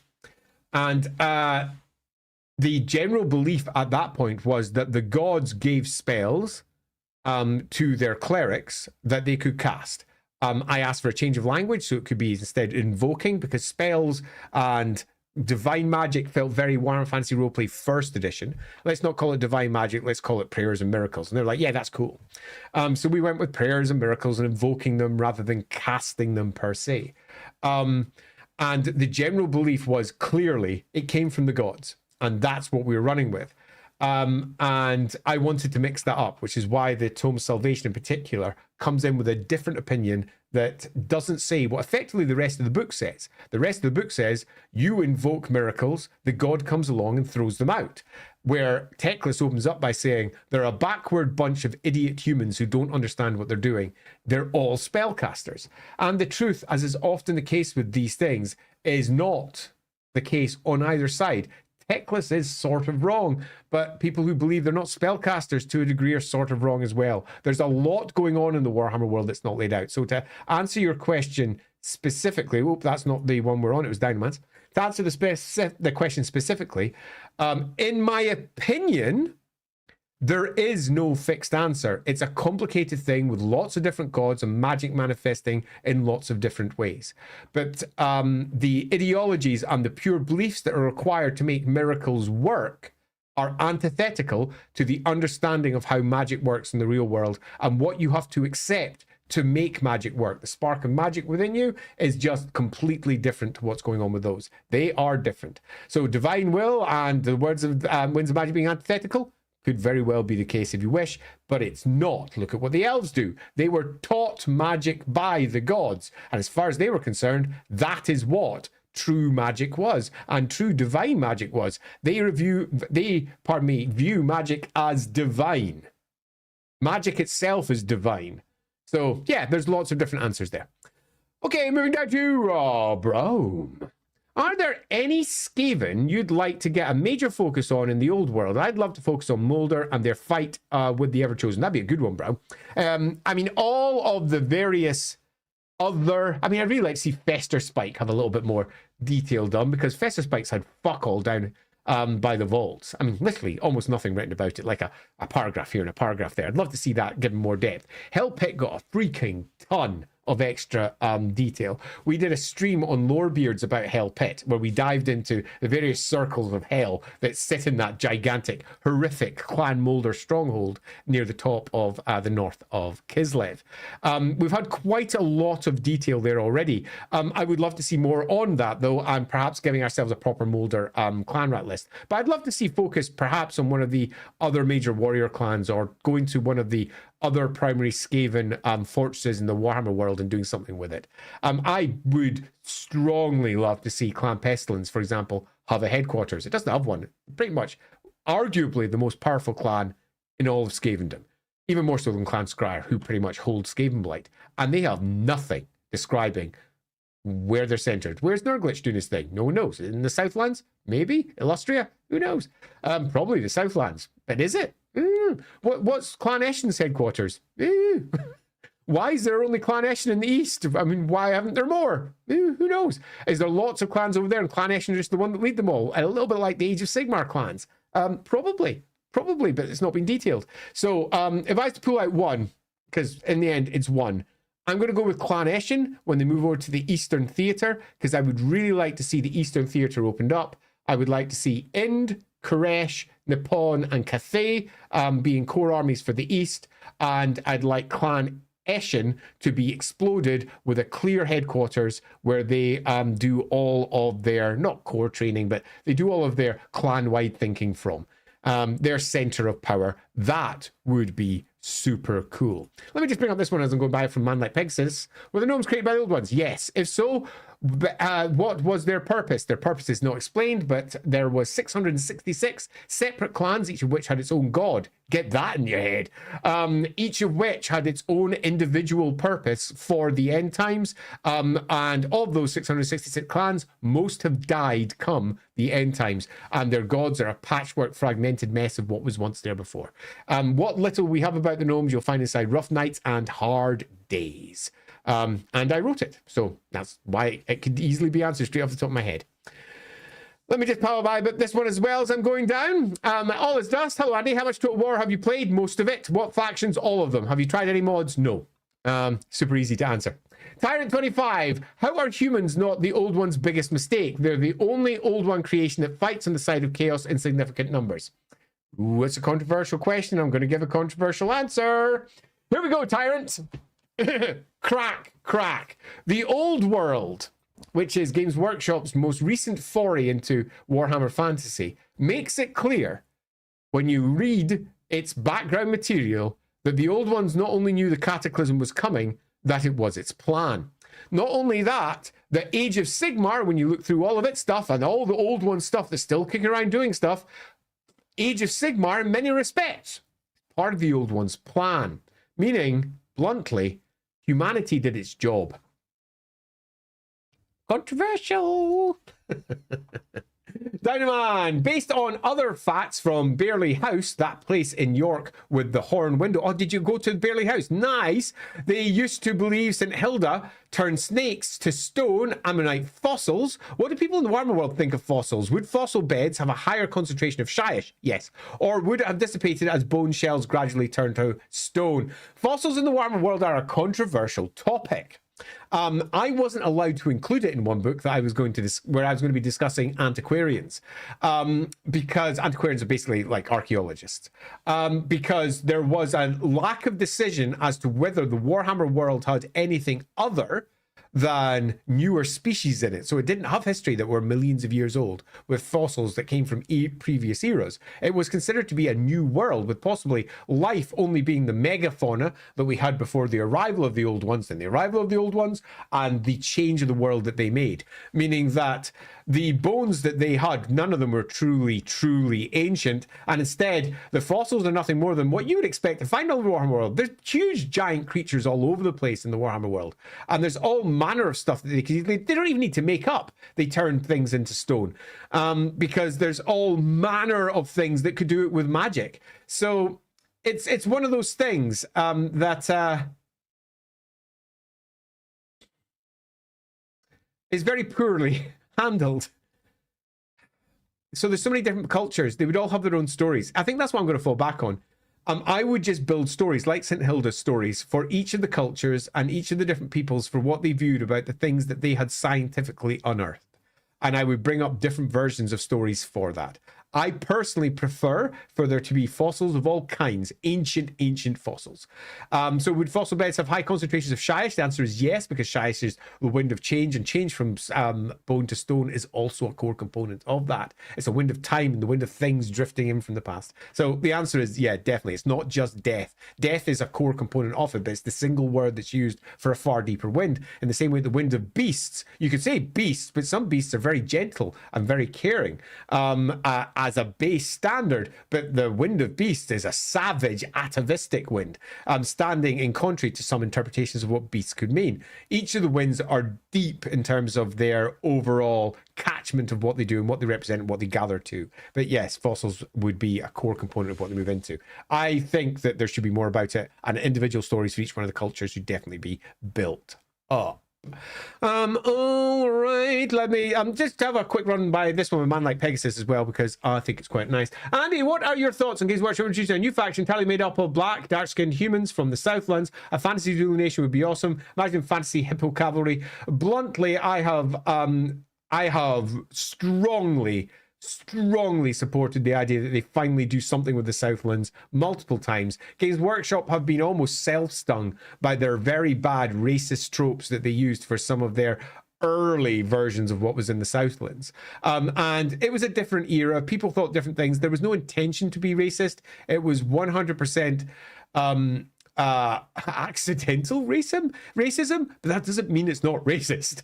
Just because you do it unconsciously because you're not aware of the issues at hand doesn't mean that you're not in some way responsible for creating racist material. We're a different people now. We can make really cool shit from this. There's been lots of cool games that draw upon African tropes for their primary gameplay experience, and I think that this should happen, and the fact it hasn't is almost more racist than their attempt not to offend anyone by not doing it. Really bugs me. Really bugs me. I would love to see more. I had quite a few Southland-facing characters coming in through Warhammer Fantasy Roleplay 4th edition, purely because there just was no way to have anyone who wasn't white at one point. Had a big, long conversation about that behind the scenes, too. All right, moving down, let's pull up from Sticks and Stones. One of our members here in LAWhammer. Thank you very much, Sticks and Stones. Always being kind of odd in my mind that high elves own the ocean, but the Dreadfleet, Sartosa, Dark Elves, and Bretonia are all supposed to have huge threats on the waves. So this was covered in more than one place. Sartosa was not a huge threat on the high seas. It's a coastal force. Sartosa was the pirates raiding all of the primary trade routes, and all the trade routes were coastal around the old worlds. Dreadfleet, coming from Chaos, was a rare event, something coming down from the north and actually invading through the oceans. Exceedingly rare. How often do you see Ulthuan actually be attacked by Chaos forces? It's like every couple of 100 years or so. However, when you take a look at, say, invading fleets coming across from Norsca or moving around there, again, it's mostly coastal, it's not high seas. Dark Elves, that's correct. Dark Elves in the north are constantly waging almost a shadow war with the High Elves for control of those oceans. But the vast majority of the ocean, from pretty much Ulthuan downwards, they almost don't touch. The Dark Elf, High Elf issues are mostly in the north. Of course, there's lots of examples of individual palaces and individual ships and fleets or whatever from the Dark Elves reaching other places, but they tend to be individual stories. The general story is that most of that great ocean is entirely held by the High Elves. Bretonia, I'm almost tempted to say fuck off. Their fleet has died. Any attempts to say that the Bretonians have a fleet died with Man of War. The Bretonian fleet in Man of War had freaking tons of cannons because the Bretonian fleet in Man of War was created around a different Bretonia before it became the Knights of the Realm version that we have today. So the Bretonian fleet is not really going to be a huge threat. It's just going to be weapon platforms for knights with Pegasus flying over it and taking off from their various things. Sadly, the Bretonian fleet's completely changed. The Empire fleet would arguably be a stronger one. The Empire fleet is equally stymied. Its northern fleet is like far away. It's again mostly a coastal fleet, and the southern fleet, the first fleet of the Empire, is stuck on the rivers of the Empire, can barely get past Marienburg. I'd say Marienburg were a better option for building a fleet, but those merchant fleets are again all coastal. So the owning the ocean part is the important part, Sticks and Stones. The rest of it, all the coastal parts, the High Elves could care less about, but not much. So, yeah, hopefully that helps a little bit. There, the Singemeister. What's your dream kill team or Warcry edition? Warcry, I don't have one because I don't have any investment on that side at all. Kill team, though. That's a toughie. Dream. Let me put my feet up here and have a little think. Dream is an interesting way of putting it. It's in something I really, really want. Also speaks to something that's really not there and is never going to be there, so it has to be basically a dream. It's got to be something that's never going to really happen. If it's something that feels like it could be on the horizon, that's not a dream edition. That's just something that's going to come, so you don't really think about it too much. It'll come one day. So I'm looking for something that's really obscure, something that is not going to come to Kill Team at all, and it's something you can play with. Oh man, that is a toughie. That's really a toughie. I'm going to come back to that one because I'm not sure, Singemeister. I'm finding that one hard to pin down. To the point that I might actually delay this one and answer it on my next Ask Me Anything. And I'm going to go do a quick double check to see what has been covered by Kill Team, because as I go through my memory, I only know about a quarter of it, maybe half of it. And I'm like, oh, it could be, no, that might already exist. And that might exist. Shit. So I'll need to go check out Kill Team. Warcry, I could care less about, but not too much. Cole Patterson. So Heinrich Todbringer and Valton have both been Sigmar Reborn in different stories. Yeah. I say, why not have both at the same time for max religious chaos? Agreed. Really agreed, in fact. Not only that, you've also got, say, for example, the story of the child that was used in Thousand Thrones, who was also potentially Sigmar Reborn. Sigmar Reborn and the concept of it is something that come the end times should be coming up again and again and again, as all manner of different religious factions all try to believe that they have got the real Sigmar Reborn. Karl Franz is Sigmar Reborn because he's the Emperor. And Valton is Sigmar Reborn because he's got a tattoo and he looks like Sigmar. And he's wearing the armor of Sigmar. He's got the hammer now. Whoever it is, there should be lots of conflicting conflicting stories because it just makes for more fun with the story. So broadly speaking, I agree. Just bring this up from Sticks and Stones. May need to wash that face. I agree. You get something in your nail, scratch the eye, then it's itch all day. Yeah, I agree. Fortunately, the itch is gone, so I've got a feeling there was just something stuck in it in this case. I hope that's true because I have no desire to have an eye infection. Moving down to Mornington Crescent. On your streams helping, someone recently said they use your streams to listen as they tidy up. I'm now doing the same, so thank you. Hey, Mornington Crescent. I hope your tidying up is going well. My tidying up is generally only done so that my cleaner can clean. I am very ADHD, and I find it exceedingly difficult to keep on top of things like house chores. I'm the worst at it, the absolute worst. So we have a cleaner, not strictly speaking to clean. We have a cleaner to force ourselves to tidy up every week, so the cleaner can then come in and go, it's not that bad. We are legitimately the worst house she has to visit. She describes it like that with her tongue in her cheek. She's like, this is the worst house. I mean, she loves us dearly. She'd have to be employed by us because we're the worst. But yeah, I am the worst at this in general, and I need external pressure to do anything. So if this stream helps provide you with some external pressure or just some help as you're making your way through some tidying up, all I can say is, great, that's lovely. Andy, what do you think about Games Workshop introducing a full range of halflings with things like monstrous corgi cavalry? Fuck off. Man like Pegasus, I might consider it, but most of them would look so silly. Cock riding halflings, badger riding halflings, and it turns them into an entire joke. I would prefer instead to go with the standard lore that has been very cleanly stated. They don't need their own cavalry for high movement troops because they have ogres. Ogres are a core component of the Moot's population. Halflings and ogres get on like that because that's the way that the old ones made them. The two species work together really well, an idea that was first introduced during the creation of the ogre kingdoms. And there's a whole bunch of blogs online about how halflings and ogres were made at basically the same time, and they both suffer from several of the same hungers and several of the same issues. And halflings in many respects kind of get on with ogres in a way that nobody else does. And that reflects over in the Moot, where there's large, effectively, regiments of ogres, and there's ogres living with many of the halflings in that area. So I would use ogres to be the unexpected high movement troop, and very Moot-facing ogres as well. That'd be super fun. I wouldn't do what, say, Blood Bowl did, and you say, tree men. Yeah, no. Also, not sure if Annie missed it or not. Loads of questions coming in after all. But here's a question I particularly had for Warhammer Fantasy Roleplay. And there's no question. I'm going to presume it's underneath. I miss many questions. The only questions I definitely don't miss are the questions that have been paid for, Sam Martin. Because if someone's going to throw money at me, I'm always going to freaking answer it because it would be rude not to. And sometimes I do miss those as well. And people have to say, Andy, you missed one.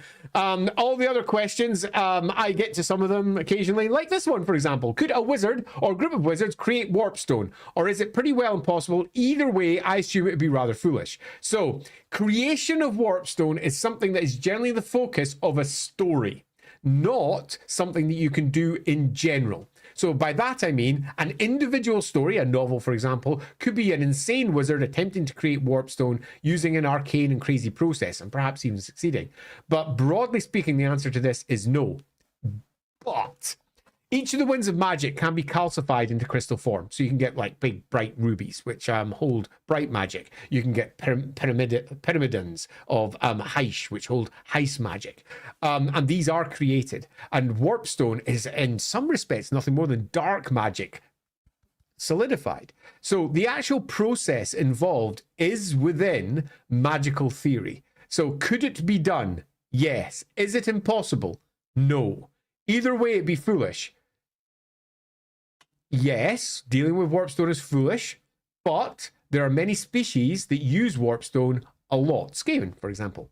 Dark elves use warpstone a fair bit as well. Chaos dwarfs, they use a lot of it. Humans, a lot of human factions use a lot of warpstone. Is it foolish? Yeah, surely, but it depends on what your end outcome is. If you don't care about mutation, or if you can properly protect yourself from it, it's not foolish. It's just foolish if you make a mistake.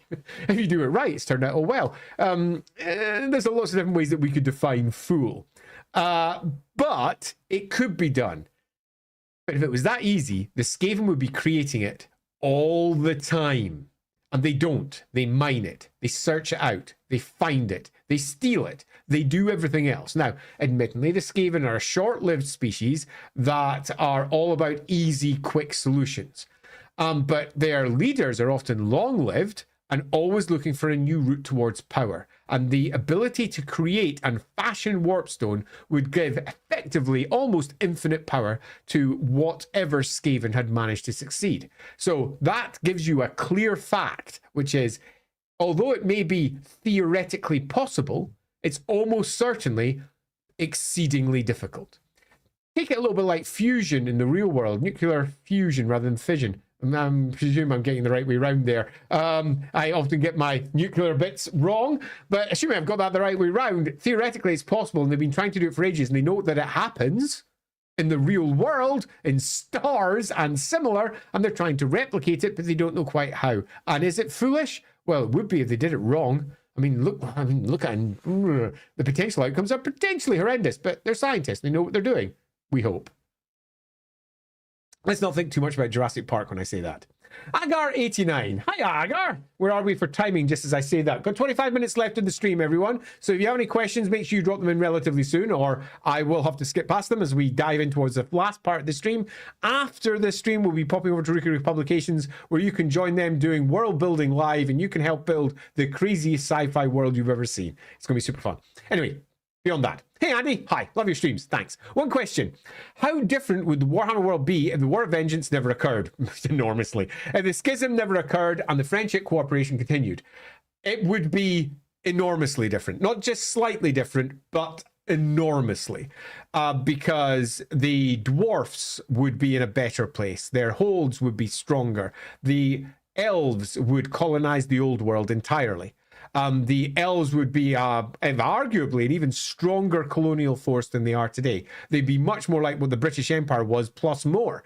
They would have started colonizing far further into the Southlands, heading over into other parts of the world, because at that point, they were an outward-facing species that were colonizing across the world and bringing back stability after the cataclysm.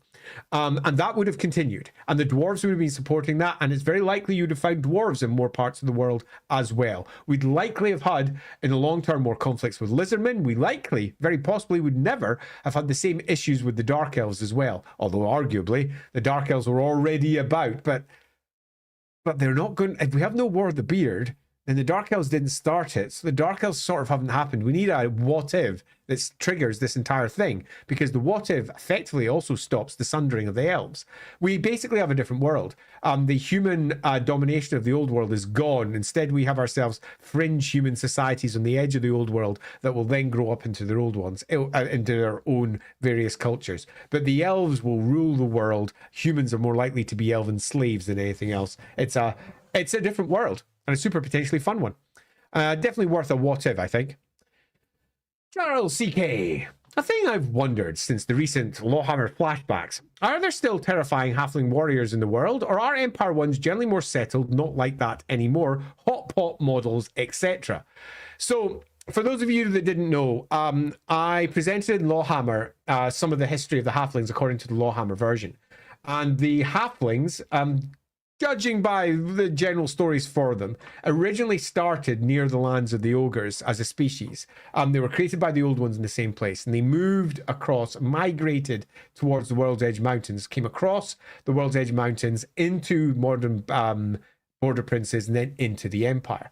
And the halflings that came from that part of the world were not the same as the halflings that we have in the Empire after some 2,500 years of civilization. Different species. Halflings, much like ogres, are integrators. They mix in with the local peoples, which is why the smaller populations of halflings that we have in other parts of the world outside of the Empire tend to take on the traits of them. So if you've got a Bretonian halfling, they're Bretonian. If you've got an Empire halfling, they're Empire. They still have their own culture. They're still halflings, but they're really leaning into the local cultures with names sourced from the local cultures. So you find that halfling names are rarely unique, interesting halfling cultural names. They're often old human names, but they do trace their bloodlines all the way back very carefully. That's a lot of way of saying that LAWhammer investigated what the earlier halflings might be like, and they were significantly more, as noted here, terrifying and barbaric. Lindsay, my wife, played one of them, a chap called Ulf, and he genuinely terrifying halfling. Had a hell of a lot of fun. I love Ulf. Ulf was played in 3 episodes because we do flashbacks in LAWhammer. So flashbacks are almost standalone episodes that have nothing to do with the main story, but sort of do. So you can watch the standalone episodes by themselves. They're often the ones you'll see marked out as a 0.1 or a 0.2 episode. So 64.1, 64.2. Episode 64 is the main episode. You go into a flashback, 64.1, another flashback, 64.2, another flashback, 64.3, and then back to the main line. And we also use the point episodes for our Tales of episodes, which are individual stories for each one of the individual characters. So just that character plays through a session, not the whole party. Ulf was in 3 episodes, and in that he did everything from attack a dragon multiple hundreds of times his size, try to eat it. And much like the ogres, they were looking for the biggest thing that they could take down. He had no chance, but yeah, that was fun. He did quite a lot. Ulf is a fun guy. But do they have that anymore? Not in the Empire. The Empire is a fully civilized, almost bucolic group of halflings that are integrated with the Empire and have their own very easy life in a abundantly fertile part of the Empire that they've helped make fertile. The old hills and lands that used to be there were much less fertile than they are today. The halflings have helped that area become what it is today through multiple centuries of cleaning it out and good crop management. Yeah, I mean, what else can you say? They've got an easy life now by comparison. They've got their own vote on the Electoral Council, and they do their thing. Right, let's move down. Let's see if I've missed any. I was looking over at the Tome of Salvation. I've closed off Twitch. Let's just make sure I don't miss anything over on the Twitch side. Holy heck, I didn't. Yeah, there we go. There we go. Right, anyway, let's move back down. So it should mean that I'm down to Teo. There we go. Teo! I'm almost certainly pronouncing your name wrong, Teo. If it's Theo or Theo, those names too.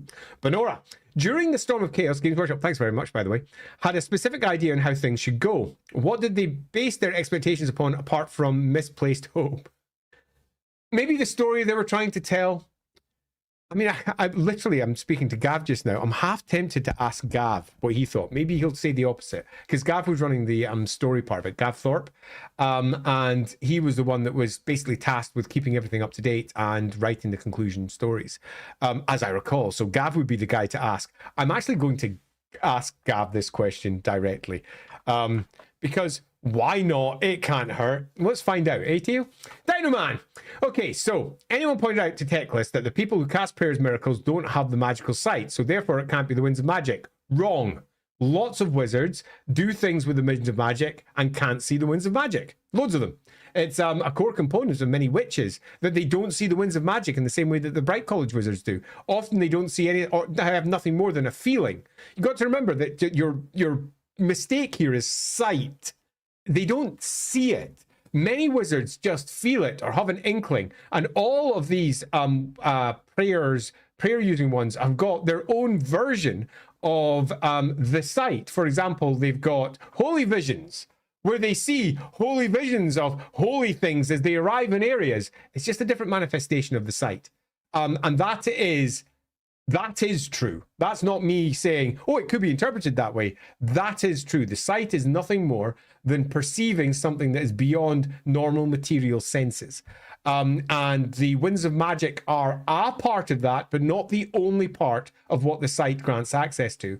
And many holy people are capable of seeing magic in a variety. Many witch hunters, for example, have effectively the sight. So the answer to that is not true. And Teclis did see this and still came to his conclusion that prayers and the ilk are nothing more than magic. The big hole in his theory isn't this. The big hole in Teclis's theory is you can't dispel prayers, which means that it's not normal magic. And Teclis's theory was that it was just a weaker, more subtle one that used different paths and threads. Basically, he came up with bullshit to try and justify his own stance.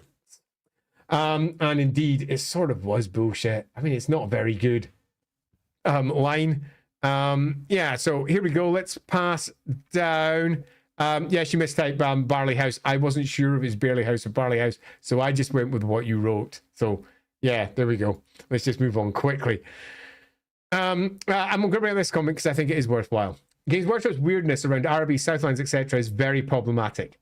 Essentially, they imply that they can't make these factions without making them racist, and that's just worrying. I 1,000 times agree. I wanted to do... I had actually been given... I mean, told I could do Astalia, Tilia, and Araby for the roleplay game at that point. And then there was a pause, and then actually maybe not do Araby.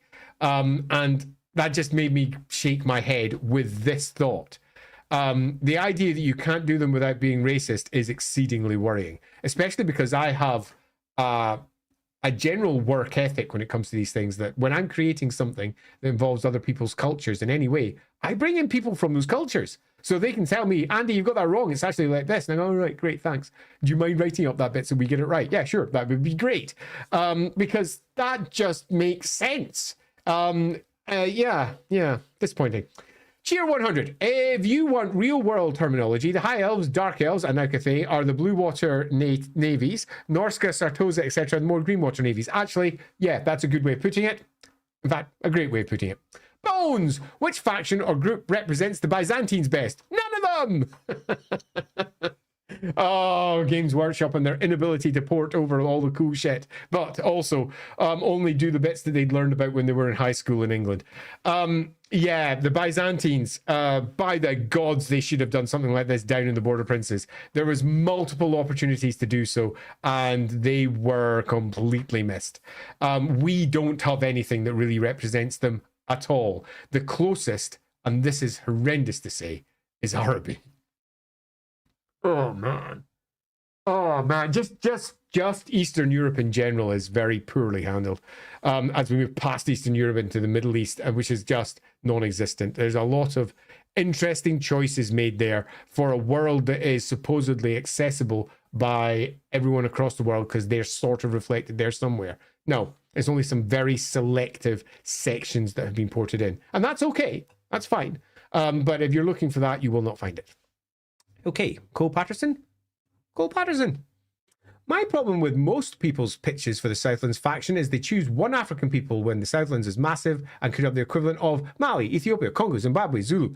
So I don't just agree with this, Cole. It's something that Sotek and I went off on one about the other day. And we've done the same for more than one faction. The Southlands is a continent. And Games Workshop always simplifies their continents. Say, for example, the Old World has been simplified down to just like 5, 6, 7 factions or whatever. Hardly any when you actually consider that if it was a real world equivalent, there'd be like 30, 40 of them.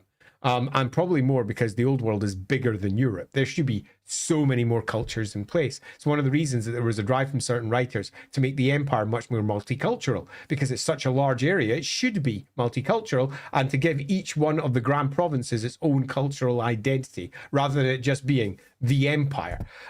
So there was a drive for that, at least, and the Southlands absolutely should have not just 1 or 2 factions, it should have multiples. And if they'd moved down to the Southlands, it shouldn't be a matter of here's our Southland culture, here's our Southland faction we've added. It should be here's our first Southland faction, there's a whole bunch more down south or east or west depending on where they start, and they're maybe never detailed because the Southland faction might not do very well, but they're definitely there for us to play with later, and they'll be mentioned inside whatever army list or whatever article they write for it. So I hard agree. We also went down on a hard agreement with there when we dealt with things like fishmen, for example. The fishmen are ridiculous if it's only one culture that's across the entire ocean. If that was the case, they'd have conquered the world. Rotating Potato 94, I love that name. Hey Andy, checked out the new Bretonia stuff you and Saurus made on Discord the other day and loved it. Are there any other factions of Bretonia you feel could be expanded further to make it more magical foil to the Empire, something more than knights, peasants, and damsels? So I'm going to say, so did you check what we put on Patreon? So To Blam is out there just now. To Blam an idea over on Patreon actually did this. And we've written it and we've popped it up. So let me see. Oh no, I can't. I'm in the Rookery account. Let's get out of the Rookery account over to the LAWhammer account. And I'm going to actually go get you the link right now. Because we have done exactly this. We added an entire new magical tradition to Bretonia. And I think it's pretty important. Let me just bring it up. Hedge Witches. A new form of Hedge Witches for the Empire, for Bretonia, pardon me. And of course it didn't immediately come. There it is. Let me just get it. The Frontalier Hedge Witches. Frontalier, Control C. And let me just paste that into the comments. There is a new thing you can go check out, assuming that the post has arrived at your end. You should now be able to click that out. If you go to that, it says made with LAWhammer, Frontalier Hedge Witches, and it's got yourself like a whole new PDF for Bretonia with around about 30 spells in it or something. I don't know how many spells are in it. A whole ton. It's got a whole new lore of cantrips, a whole new lore of spells, a bunch of rituals. It's got a new career. It's got adventure hooks to use them. It's an entire extra thing. Hopefully that'll give you something interesting to read. That was super, super fun. One of our Patreon levels for LAWhammer is that you can build something with me if you want to just throw ridiculous monies over at the LAWhammer stream. I'm sure it's basically like employing me. I'm more than happy to do something cool like that. What time are we at? We're at 10:02. Let me just take a quick moment to check where we are in the comments stream. Oh, I'm not too far behind. Okay, so I'm not going to rush the next few at least, because we're not in a terrible place. So let us move down here and grab the next one that's is it that one? Is it that one? I think it is. Yeah, it's that one. Dynaman95. Hi, Dynaman. Pitch idea. I had to represent an ancient Persian style faction.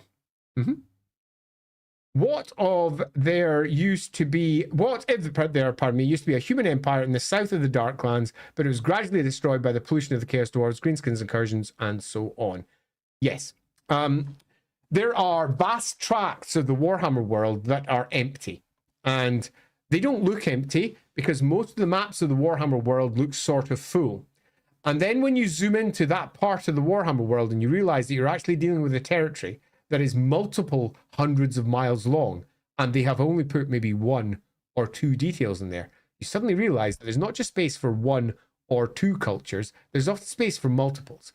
In the real world Europe, which is not that big, we got a ton of different cultures building up, with each country inside Europe having several cultures represented within it, and an overall umbrella culture for each country too. It's fascinating how simple the Warhammer world is by comparison. So could we add in lots of other styled cultures? Yeah, we could. And the Border Princes is ripe for having something that's actually been around for an age and not be one of those, it rose, it fell, it rose, it fell. It's just one of the more permanent ones that managed to stick around in there throughout time. There used to be one, Kypris. It was there pretty much from the beginning all the way through, and drew on a lot of, well, the name alone gives you an idea, with Cyprus as at least some form of root, and also some Greek parts being pulled into there too, for obvious reasons. So yes, to this, all I can say is it not only makes sense, it 100% makes sense. Go wild with it. You can add this sort of stuff in, and Games Workshop itself is known for just going, crap, we haven't really filled out this area, let's build a new thing. That's what they did with the Ogre Kingdoms. The Ogre Kingdoms were an entirely new faction that came from nothing. The ogres before that were somewhat like trolls, just things that sort of wandered around and they hadn't given much detail to. Indeed, Graham Davis had written an entire Ogres and Trolls army list for 4th edition back in the day. That's going back a little bit. So they were very, very different though, because they were the old style ogres that you are more commonly going to find during Warhammer Fantasy Roleplay 1, or were ported over to Blood Bowl with your Morgan Thorgs, or what was originally in the earlier editions, Morgoth and Hithrog. Moving over to Carrie. To be honest, my thing with Araby is it's simultaneously the entire Middle East. God damn it, yes. By the way of Disney's Aladdin. I'd be like mashing every human nation in the old world into one. Yeah. Yeah.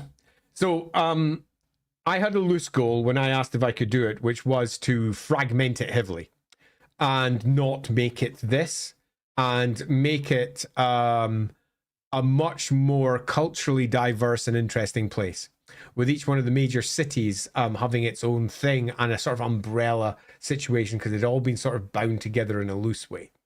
But it was not just, you know, a weird pulling out of often Persian legends and mixing them in with, I don't know. It gets worse. It's not just a Middle East. They go right over into India with some of the stuff that they pull into Araby. It's crazy. Actually crazy. It was going to be a tough ask if we were going to do it, but I did consider doing it. Am I just noticing that there's some people? I did that one already. Thanks, Potato, says Bloomble. Is this Saurus? Yes, it is Rotating Potato.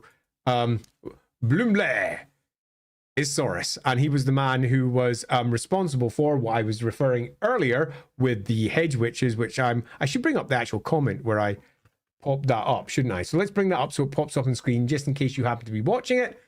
God, am I still using that dog? I just realized that. I think it's time that I built a new logo, eh? A logo for LAWhammer. You know what? I think I'm going to do that. So we're sitting at the point of 5 minutes to the end of this stream. So with 5 minutes to go, I'm going to run through whatever we have left, do a quick few answers, see what we've got left. I'm also going to have a quick check to see where the heck my Twitch stream is to make sure I've not missed anything, because I went and opened up, of course, not only did I open up the Patreon part, I closed off my Twitch stream. What an idiot. So let me just reopen that so that I don't lose. There we go. Oh no, I'm on the Lowerbeards version now. Whatever. On that, before I run off into my last few questions, Lorebeards, if you didn't know already, that's the channel that we run with Sotek, is now a channel. You can go subscribe to Lorebeards over on YouTube, and you can subscribe to Lorebeards over on Twitch. In fact, I can literally go, look, hey, Lorebeards is real, using the Lorebeards, yeah, look at that, the Lorebeards channel over on the Twitch side. So do go subscribe to us over on Lorebeards. We're going to be moving everything over to the Lorebeards channel on YouTube. So if you want to watch any of our older videos, you're going to find them all in one place, rather than having to split your time between LAWhammer and then back over to Loremaster Sotek, then back to LAWhammer, back to Loremaster Sotek, which was fine to begin with and really supported both of our channels really well, but is now that Lorebeards has got its own audience, it feels weird to ask you to go all over the place. So we're combining everything together, and a part of that combination is going to be some new exciting developments too. Part of that will also be I'll make a new bunch of Lorebeard logos and do some other things for that as well, and some of you may even have spotted one of the new Lorebeard logos in one of our previous streams. Hawk Oddly hinted at that not long ago, and Sotek in the last stream I had with him also hinted at that. And it has been found, and some people have been discussing it over in Discord, what they have spotted about some of the new developments Lorebeard's going to have. Rotating potato. I couldn't even get the word out. Rotating potato. If you were giving your take on one of the mentioned but unexplored factions like Ind, Araby, Astalia, etc., which one would you prefer doing? And you can't say Nippon because you're already doing it. That's hard. That's so tough. I mean, this stream highlights already some of the massive issues I have with Araby, where Araby has been painted as this gigantic Middle East cut-in, and is weird because of it.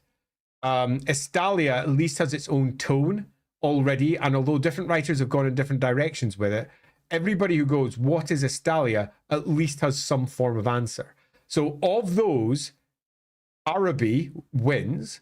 Ind does also. It needs done. I mean, just if you take a look at some Southern Asian cultures, there's beautiful stuff that can be ported over and turned Warhammer. But I've got a feeling Warhammer are doing this. I think pretty sure the studio are going to be working on this either soon or now, because it's the obvious next steps.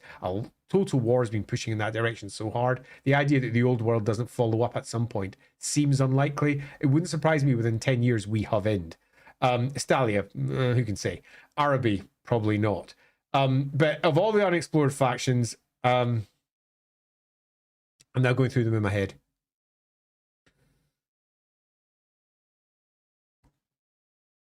I think I would rather get some material done for the Southlands. Our Araby, for all it's been done terribly, at least has something. There is nothing, pretty much, current for the Southlands. Like, ever. Like, ever. Okay, so I'm going to note that EU, the extreme world building that we're about to do over in Rookery Publications, starts in about a minute. I'm going to be sending a quick raid over in that direction when I do it, which I'm not going to be doing with this account because I'm in the Lorebeards account. So let me quickly move over to the LAWhammer account, much better. So I'll do a quick raid over there for anyone who's watching over on Twitch. For those of you watching on YouTube, hopefully this thing will pop up saying, do you want to go watch this? And you can say yes. If not, just go search out Rookery Publications. We are doing some join in world building over there. So you can literally drop in comments as they build the craziest of worlds at once. They still haven't done Warhammer Career yet. They have mentioned it. They have mentioned it, so it's sort of gone off. They've done a classic and just ripped something from the real world to build one, but it has been dropped on one of their maps. So it's sort of happening, but they've got nothing there. And I have been of late deep in everything Korean that Netflix offers. So there is a part of me that just really wants so many awesome horsehair hats. But that aside, it's like asking which of your children are the best. Which sweetie would you like? Which packet of crisps do you enjoy?